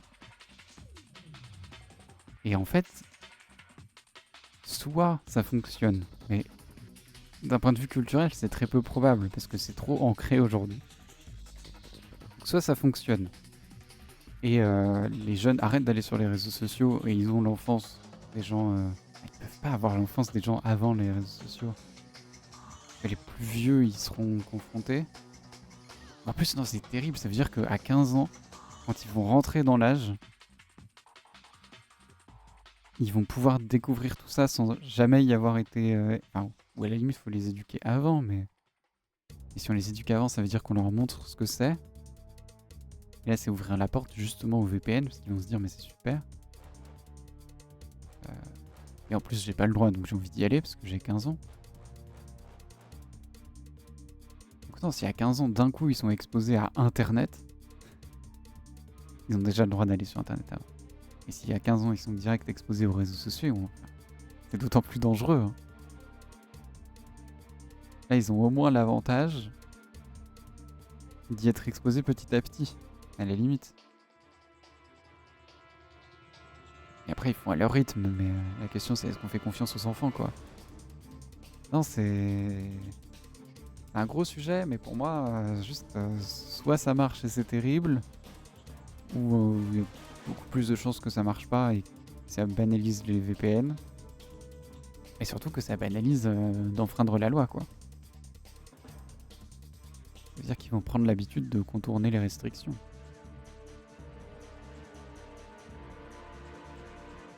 Je pense que ça n'est pas souhaitable, mais 90% des gens ont dit que si. Et bah bravo à eux. Je pense que je dis ça parce que je n'ai pas d'enfant et que cette enquête ne s'adresse qu'à des gens qui ont des enfants. Donc c'est vrai que... En fait, 90% ça se comprend parce que l'enquête est tournée de telle façon à ce que on montre tous les aspects négatifs des réseaux sociaux. Donc quand on arrive là, bah... Quand on se dit les réseaux sociaux c'est terrible, oui je suis favorable à ce qu'on les interdise. Mais bon. Ah bah tiens, seul 4 parents sur 10 pensent que cette interdiction sera efficace. Mais du coup, alors là je me pose une autre question, c'est-à-dire que 90% des gens pensent que c'est favorable, enfin, pensent être favorable à la loi pour l'interdire, et 41% pensent que ce sera efficace. Mais du coup, si on interdit et que c'est pas efficace, ça va peut-être leur donner un mauvais... enfin, ils vont avoir l'habitude de contourner la loi, quoi. Je sais pas, ça a pas l'air super. Un tiers des parents déclarent passer eux-mêmes du temps sur leur téléphone lors des moments de famille. Ce phénomène étant particulièrement marqué chez les plus jeunes parents. Digital natives. Les gens confrontés aux écrans très jeunes. La Gen Z. Pas toute la Gen Z, hein, mais... Avant, c'était technologiquement impossible. Laquelle de ces phrases suivantes décrit le mieux votre propre usage du téléphone lors de moments de famille, repas, activités, etc. Repas, activités, etc. Mais... D'accord, enfin... En fait, ça marche pas trop non plus comme question. Est-ce qu'ils dégrossissent après ?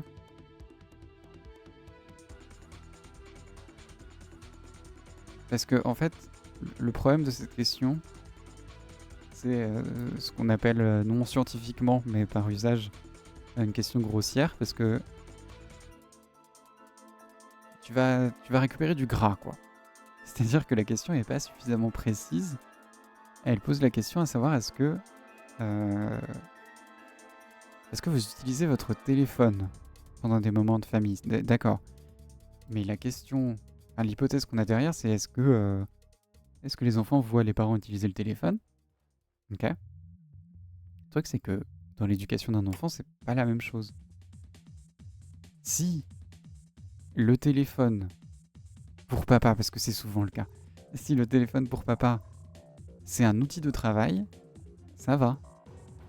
S'il l'utilise que pour répondre à des appels professionnels et envoyer des messages à ses collègues, le travail, c'est pas quelque chose qui va attirer l'enfant. La question, c'est est-ce que vous avez un usage ludique du téléphone au moment des repas de famille ? Parce que si tu joues à des jeux sur téléphone ou si tu es sur les réseaux sociaux, et encore, si ton travail c'est sur les réseaux sociaux, là c'est compliqué. Mais à la limite, c'est un cas spécial. Si tu es sur les réseaux sociaux ou si tu joues, là ça va attirer l'enfant. Mais si tu envoies des messages à tes collègues, ça va. Hein.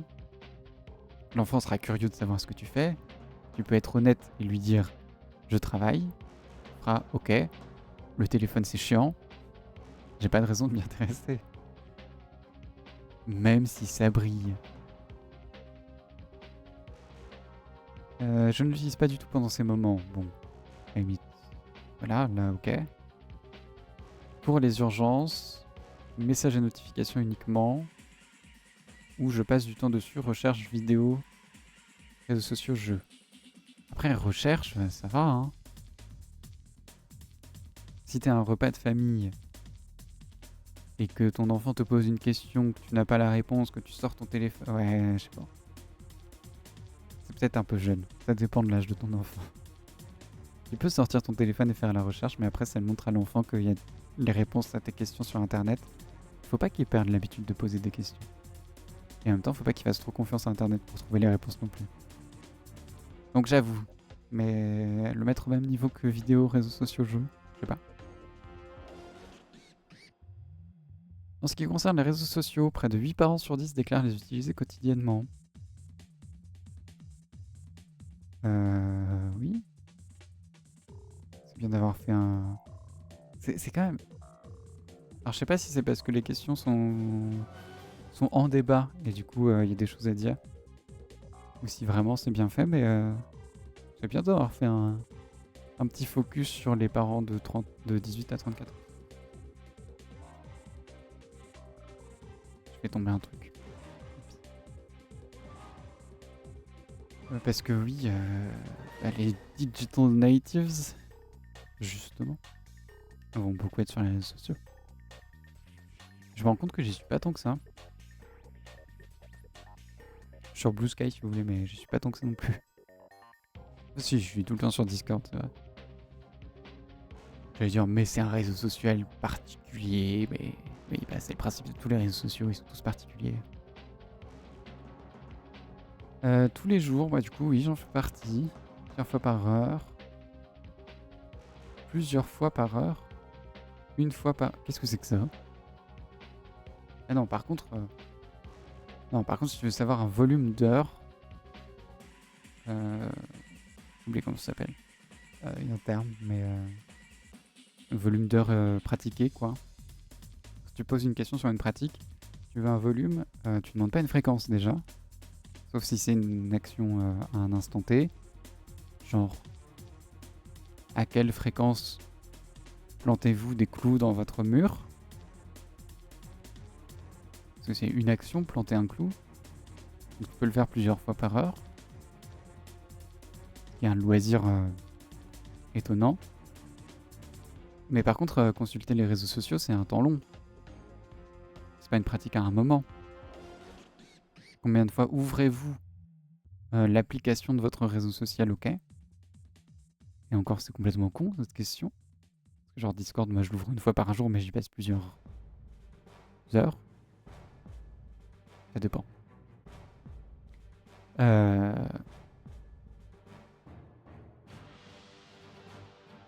Mais donc la vraie question, c'est combien de temps passez-vous sur les réseaux sociaux par jour?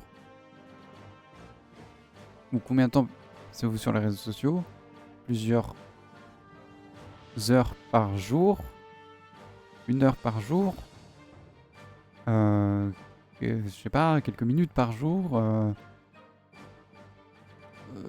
Quelques heures par semaine et quelques minutes par semaine, je sais pas, un truc comme ça.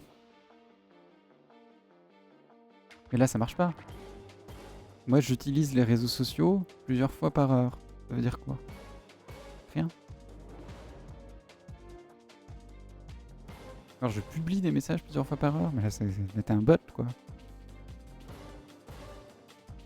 Plus de 7 enfants de 6 à 14 ans. Oh, j'aime pas cette phrase. Plus de 7 enfants de 6 à 14 ans sur 10 ont un libre accès à au moins un équipement numérique au sein du foyer. 38% a un smartphone. Mais alors là, tu comprends bien que ton échantillon, il marche pas. Hein.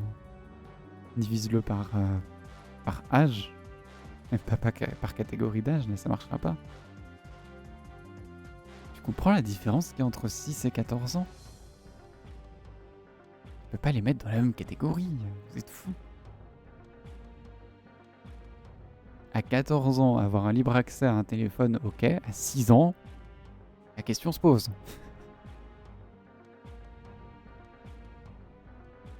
Bon, du coup, ce résultat, il marche pas. Hein. Même si j'essaie de faire des efforts. L'âge moyen déclaré à partir duquel les parents autorisent le libre accès au smartphone à leurs enfants est de 10 ans.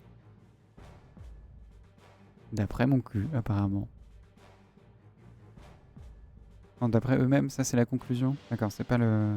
Ok. Il s'agit de l'appareil numérique auquel les enfants accèdent librement le plus tard.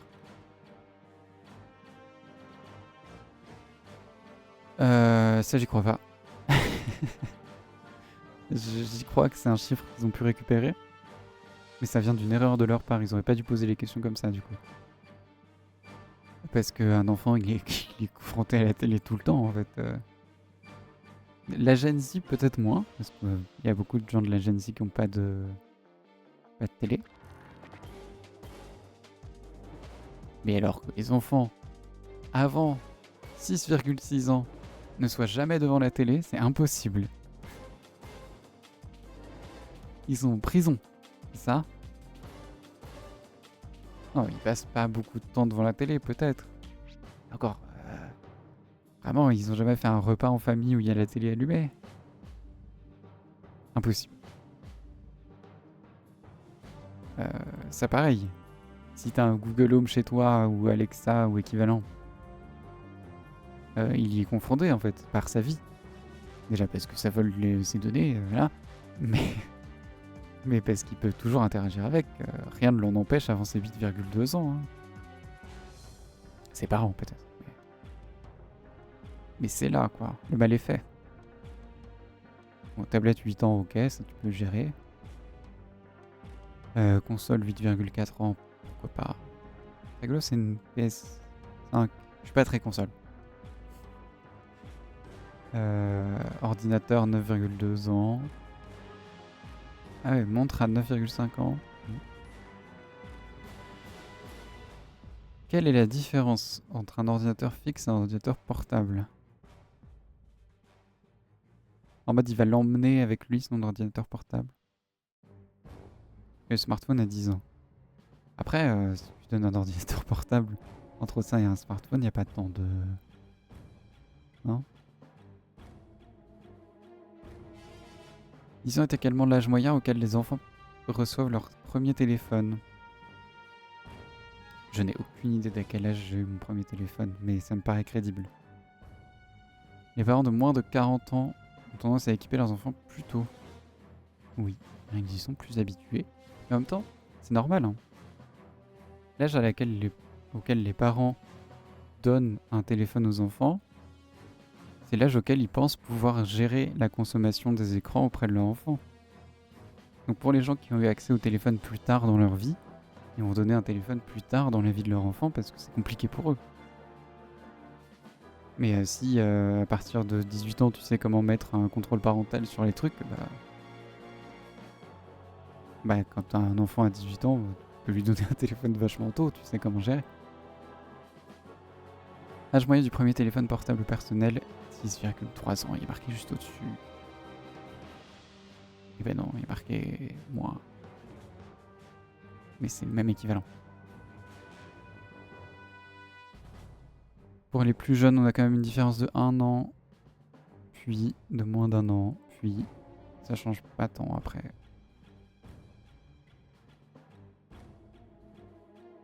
C'est quoi leur échantillon de parents de 50 ans et plus qui ont un enfant de 6 ans?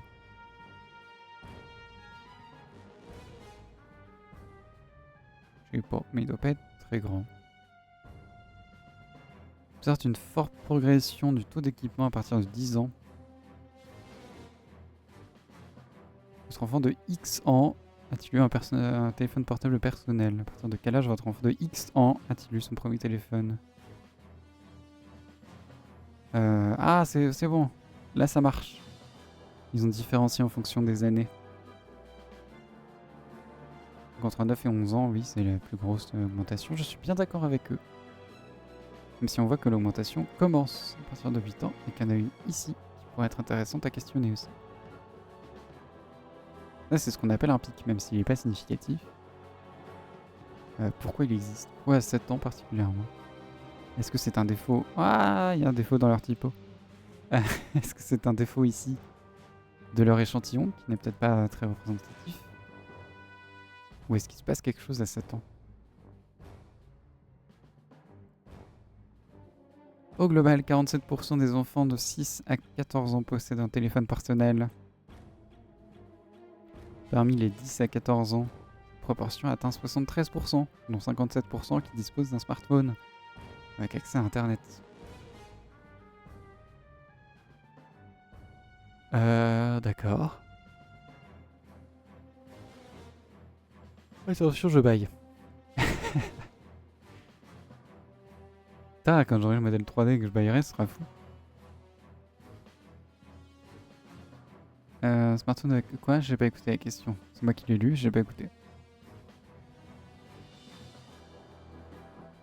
Bon, j'ai l'impression que je vais juste redire la même chose.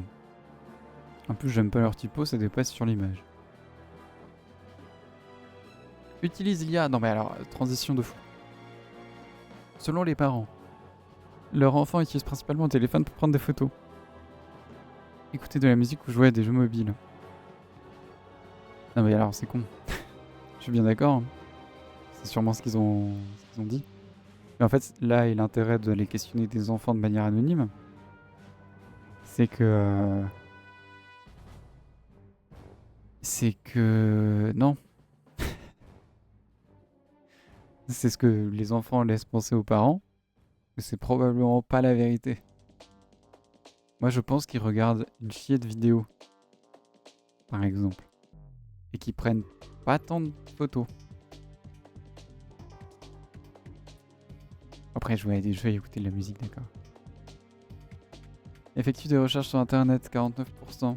Utilise les réseaux sociaux, 27%. Bien sûr. Mon œil, si tu veux mon avis. Utilise l'IA. Pourquoi avoir fait une catégorie particulière utilise l'IA? Est-ce que tu veux dire que ça se banalise chez les enfants?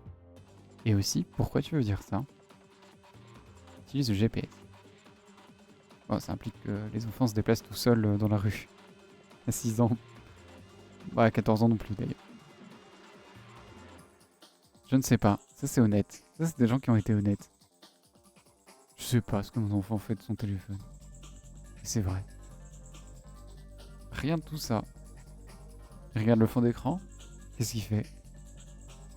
Pas de photos, pas de musique, pas de jeu, pas de vidéo, pas de recherche, pas de réseaux sociaux, pas d'IA, pas de GPS. Qu'est-ce qu'il y a d'autre sur un téléphone?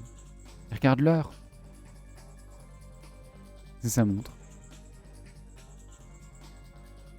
Ah oui, il l'appelle. Ah oui, c'est les parents qui pensent je vais lui donner un téléphone, mais ce sera que pour m'appeler. Je connais ses parents. Utilise l'IA. Oui, bon, allez, on va pas passer 1000 ans sur ce truc-là. C'est déjà le mal est fait. Mais... utilise les réseaux sociaux. Ça monte avec l'âge. Et oui. Parce qu'ils avouent plus avec l'âge qu'ils utilisent les réseaux sociaux. Mais l'IA, pourquoi OpinionWay pose des questions sur l'IA à chaque fois dans ses enquêtes? Eh bien, c'est une grande question. Sachez déjà que OpinionWay n'est pas le seul. Bienvenue chez Ipsos, à nouveau. Il y a en entreprise. État des lieux et levier d'accélération. Ça ne va pas, Ipsos? Vous êtes fous? Ils ont vraiment fait une enquête pour aider l'IA à avancer, à progresser plus vite dans les entreprises et tout. Non? En fait, pitié. On parlera pas de ça. Le Monde, il a fait une enquête et j'arrive pas à trouver la source non plus, donc ça m'a saoulé. Sujet prioritaire pour 2027, ça c'est la vie des Français. Et comme à chaque fois qu'on parle de la vie des Français, je suis très curieux de savoir comment on l'a récupéré. C'est Ipsos. J'ai été voir chez Ipsos, j'ai trouvé des trucs sur l'IA, mais j'ai pas trouvé l'enquête. Donc on parlera pas de ça. Si vous voyez ça passer chez Le Monde, je sais pas d'où ça vient. Et du coup, c'est mauvais signe. Mais c'est super. Voilà. Bah, je peux rien en dire. Ça, c'est fini. Culture financière, on s'en fout. Ah oui, chez Ipsos, j'ai trouvé que ça. C'est baromètre, mais on en a déjà parlé. Happiness Report. Donc, OSEF. Oui, conclusion. À peu près, ça fait quoi, 2 heures? 1h40. C'est bien 1h40. IA en entreprise, état de lieu et levier d'accélération. Ipsos Bever. Je jouerai à Oblivion après. Je sais pas combien de temps, mais vous verrez pas ça à la rediff sur YouTube. Venez sur Twitch pour me voir jouer à Oblivion. Et d'autres trucs. Chiffre clé de l'enquête, je m'en fous. Elle est où votre enquête? Shadow AI. Quoi? Mais comme ça, un révélateur d'une volonté d'utiliser davantage l'IA en entreprise. Je crois qu'on va pas y passer 1000 ans sur cette conclusion. J'ai pas téléchargé. C'est pas ça que j'ai téléchargé. Ah, je leur donne de la visibilité dans les trucs. Instinctivement, j'ai eu peur parce que c'est... Je vous évite d'avoir à retourner en arrière pour fureter dans mon dossier. Il y a que des trucs de sociaux. Sauf ça. Du JDR. Des culturels. C'est recensement. Je suis trop sérieux. Il y a en entreprise. Commandité par Google à Ipsos. Je me suis dit que j'arrêtais de faire des trucs que j'ai pas envie de faire, mais en même temps je suis curieux. Mais j'ai pas envie de faire. T'as des lieux sur la perception de l'IA en France. En fait, c'est que des trucs qui vont aider Google à implémenter l'IA plus. Alors. L'IA. Tiens, vas-y. Est-ce qu'il pose la question, vous êtes pour ou contre l'IA? Familiarité encore très relative des Français par rapport à l'IA. Moi, je vois à peu près ce que c'est. Quoi? Qu'est-ce que c'est que c'est quoi cette slide? Oui, moi je vois à peu près ce que c'est, et je m'en sers un peu. Mais je suis très loin d'être un expert, point d'exclamation. C'est le témoignage d'un enquêté ou d'une IA? L'IA a bénéficié d'une très forte diffusion en France au cours des 2 dernières années. Ok, jusque-là, ça me va. Au cours des 12 derniers mois, vous utilisez des outils d'IA génératifs tels que Chagemclo. Vous utilisez l'IA pour générer des images, fichiers ou des fichiers audio. Attention! Si vous avez fait ça, utilisez l'IA pour générer des images, des vidéos, des fichiers audio, je vous déteste. Ah, c'est si dur d'apprendre à dessiner et je fais tout ça juste parce que j'ai pas envie de faire de l'IA. Enfin, non, c'est pas que j'ai pas envie, c'est que c'est honteux, mais voilà. Pourtant, les Français affichent une compréhension de l'IA relativement limitée par rapport à d'autres pays.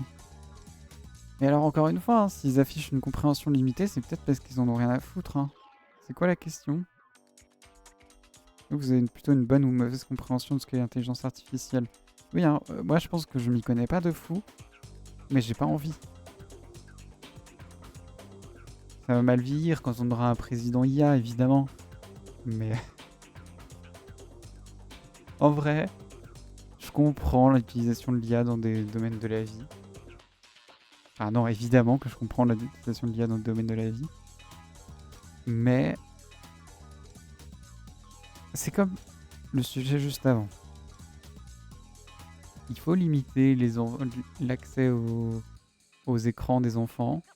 Il faut limiter leur utilisation. Il faut essayer de la contrôler. Il faut essayer de la comprendre. C'est de moins en moins restrictif. C'est de la même manière pour l'IA. L'IA c'est bien, mais il faut contrôler ce dans quoi elle agit. Et le problème vient pas de l'IA, vient des sociétés qui veulent la mettre partout. Parce que c'est pas sa place. Une familiarité avec l'IA qui dépend fortement du positionnement des salariés comme des cadres dans la hiérarchie des entreprises. Elle a posé des questions qu'aux salariés. C'est quoi l'échantillon? Pourquoi il n'y a pas d'échantillon? Oh, attends. Oh, banger. Ok. Méthodologie combinant 4 études inédites. J'ai passé ça, j'ai pas vu. Perception de l'IA par les citoyens dans 30 pays. Je m'en branle. Pardon. Panorama des usages parmi les actifs. Tout le monde est actif, va te faire foutre. Utilisation de l'IA dans le monde professionnel. Quel monde professionnel? le monde du travail ou les mondes du travail comme l'ouvrage sociologique. Point de vue des cadres, va te faire foutre. Zoom sur l'entrepreneuriat et l'adoption de l'IA. Auto-entrepreneur et dirigeant de TPE, va te faire foutre. Tout me saoule. J'étais trop content de voir une combinaison de 4 études. Sauf que parmi les actifs, ils vont pas mettre des gens qui sont actifs. UK en plus. Quoi? Enquête réalisée par Ipsos UK, mais il y a marqué que c'est en France. Terrain en ligne, genre UK, il a fait une enquête auprès des Français. Ah oui. Pourquoi? Putain, un redressement sur la base de...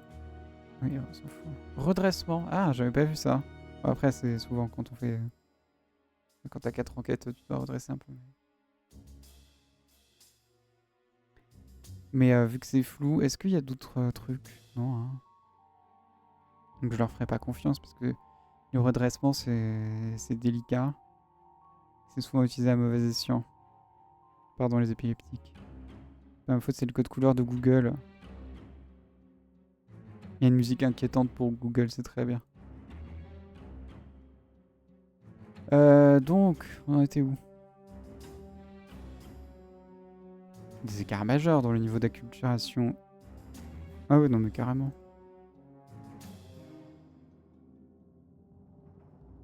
Les hommes utilisent plus l'IA que les femmes. Les jeunes plus que les vieux. Mais non, les vieux, ils s'en servent pour faire des animations de merde. Non, en vrai, ils se font avoir. Mais là, ils en font pas. Chez les salariés. Chez les dirigeants. Ah, mais tu sens qu'ils vont trop faire l'utilisation de l'IA, c'est vraiment être intelligent. Et du coup, vu que les salariés le font moins que les dirigeants, c'est qu'évidemment les salariés sont moins intelligents que les dirigeants, sinon ils seraient dirigeants en fait. Bande de merde. Salarié, il y a un niveau de diplôme, bac plus 3 et plus. Plus d'IA. Oui, mais en fait, ça c'est... Enfin, on a les mêmes chiffres sur les enquêtes qui disent... Enfin, qui parlent de l'acculturation aux écrans. Dans l'utilisation d'Internet et tout. Les gens les plus diplômés sont... Enfin, ont plus de facilité à utiliser le numérique. Oui. C'est pas significatif chez l'IA. Hein. Et c'est la même chose pour les dirigeants... Je sais pas ce que c'est une ETI. Entreprise de taille intermédiaire. Et GE. Google Gemini. General Electronics. Je sais pas. En même temps, je m'en fous. Dites-le dans les commentaires. Cadre dirigeant de TI GE. Donc d'entreprises plus grosses que des petites, des moyennes et des très petites. Mais c'est pareil, hein, ils vont certainement plus travailler avec des ordinateurs. C'est normal qu'ils utilisent plus les outils du numérique. Je comprends pas l'utilité de ces enquêtes.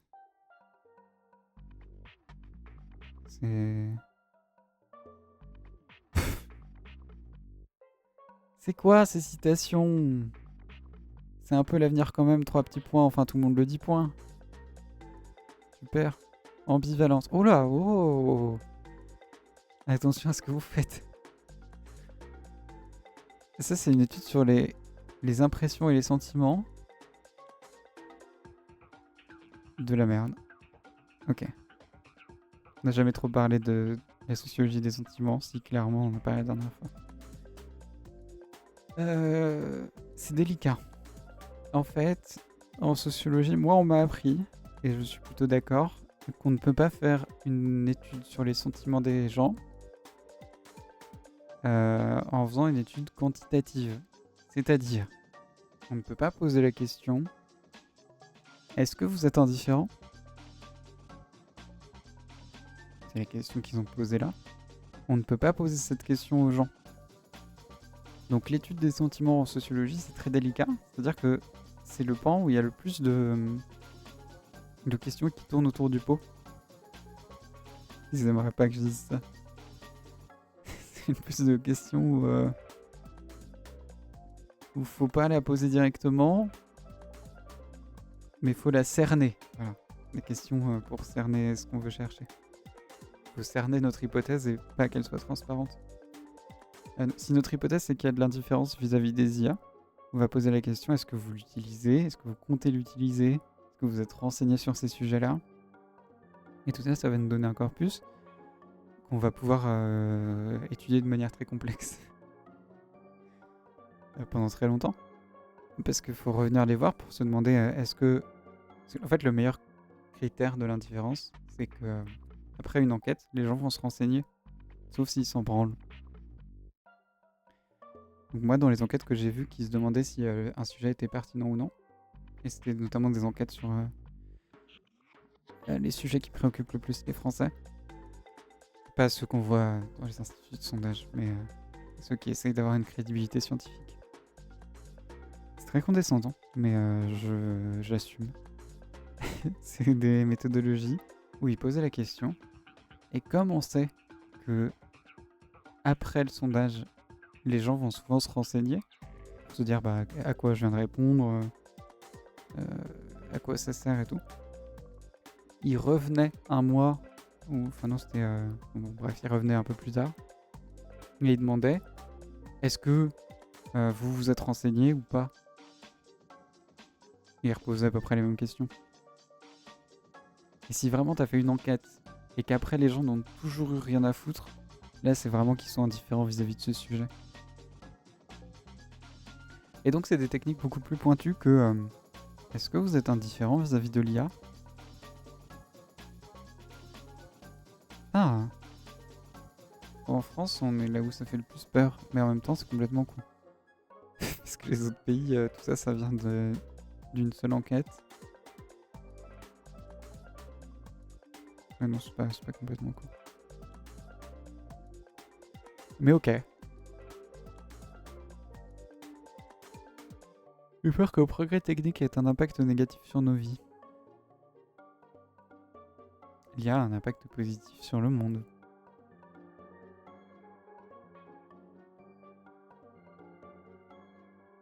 Ok. Au Brésil... Oui, ok, ambivalence, d'accord.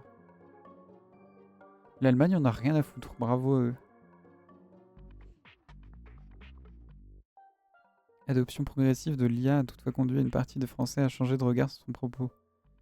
Oui, bah quand t'es beaucoup exposé à un truc, t'en as moins peur, c'est sûr, mais... ça veut pas dire que le truc s'est transformé. Hein. Auprès des actifs, ah, j'ai faim. L'image de l'IA est désormais globalement positive. Positive. Si la perception de l'IA est très positive chez les jeunes actifs, les seniors sont en revanche plus sceptiques. Bah oui, ils sont moins confrontés. Mais en fait, vraiment, cette étude, c'est les outils du numérique.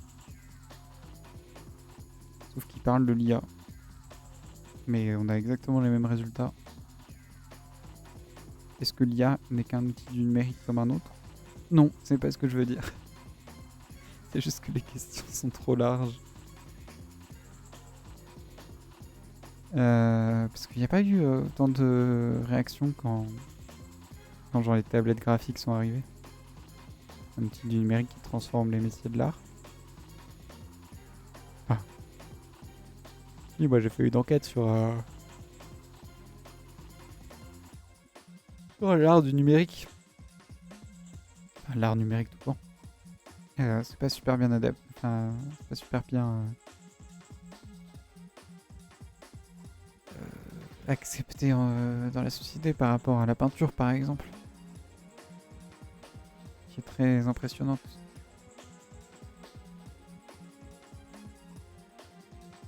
D'ailleurs, il y a des gens qui regroupent l'art numérique dans l'infographie, il y a plus que ça. Hein. C'est comme dire la cuisine végane, quoi. Il y a plein de trucs dans la cuisine végane. Autant que dans la cuisine carnée. J'ai hâte de voir ce que ça va donner dans les années qui viennent. Je sais pas jusqu'où ça peut aller. Alors du coup, moi il y a un truc qui me perturbe, c'est que je ne sais toujours pas ce que sont ces... Et je vais finir là-dessus. Je ne sais toujours pas ce que sont ces trucs-là. Ce que je sais, c'est qu'ils sont pas représentatifs. Donc c'est malhonnête. Parce que juste au-dessus, il y a marqué que la France est le pays où on craint le plus l'IA. Et on est aux antipodes de l'enthousiasme. Donc pourquoi cette citation est enthousiaste vis-à-vis de l'IA? On n'est pas journaliste où on essaye d'avoir les deux, enfin, les deux avis à égalité, hein. On est en science où on doit représenter les résultats qu'on a obtenus.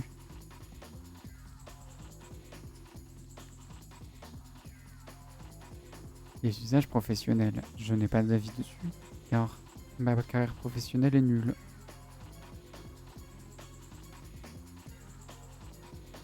Dirigeant de TPE ou auto-entrepreneur, une marge de progression importante, mais un potentiel réel. Une marge de progression importante. Mais c'est vraiment une étude de marché en fait, pourquoi j'en parle? Faire beaucoup de business si on s'en sert bien. C'est une pub? Ah non, pourquoi je pose la question? Oui, évidemment c'est une pub. Ça sert à rien que j'en parle. Voilà. Conclusion. J'ai trouvé une enquête que j'aimais bien. Voilà. Le truc sur les enfants. Et en même temps, ma directrice de mémoire était spécialiste en sociaux de l'éducation. Donc je suis sensibilisé à ces sujets sur l'enfance. N'hésitez pas à poser des questions sur comment. Dites-moi si ça vous intéresse un live spécial sur les enfants. Je ne le ferai pas. Mais en revanche, un live spécial sur l'éducation, oui. Parce que l'éducation va au-delà des enfants, simplement. En même temps, on voit passer beaucoup de... Enfin, ça fait peur aux gens. Moi, le premier, les enfants. D'éduquer un enfant. Un enfant me fait pas peur. Je me pète la gueule.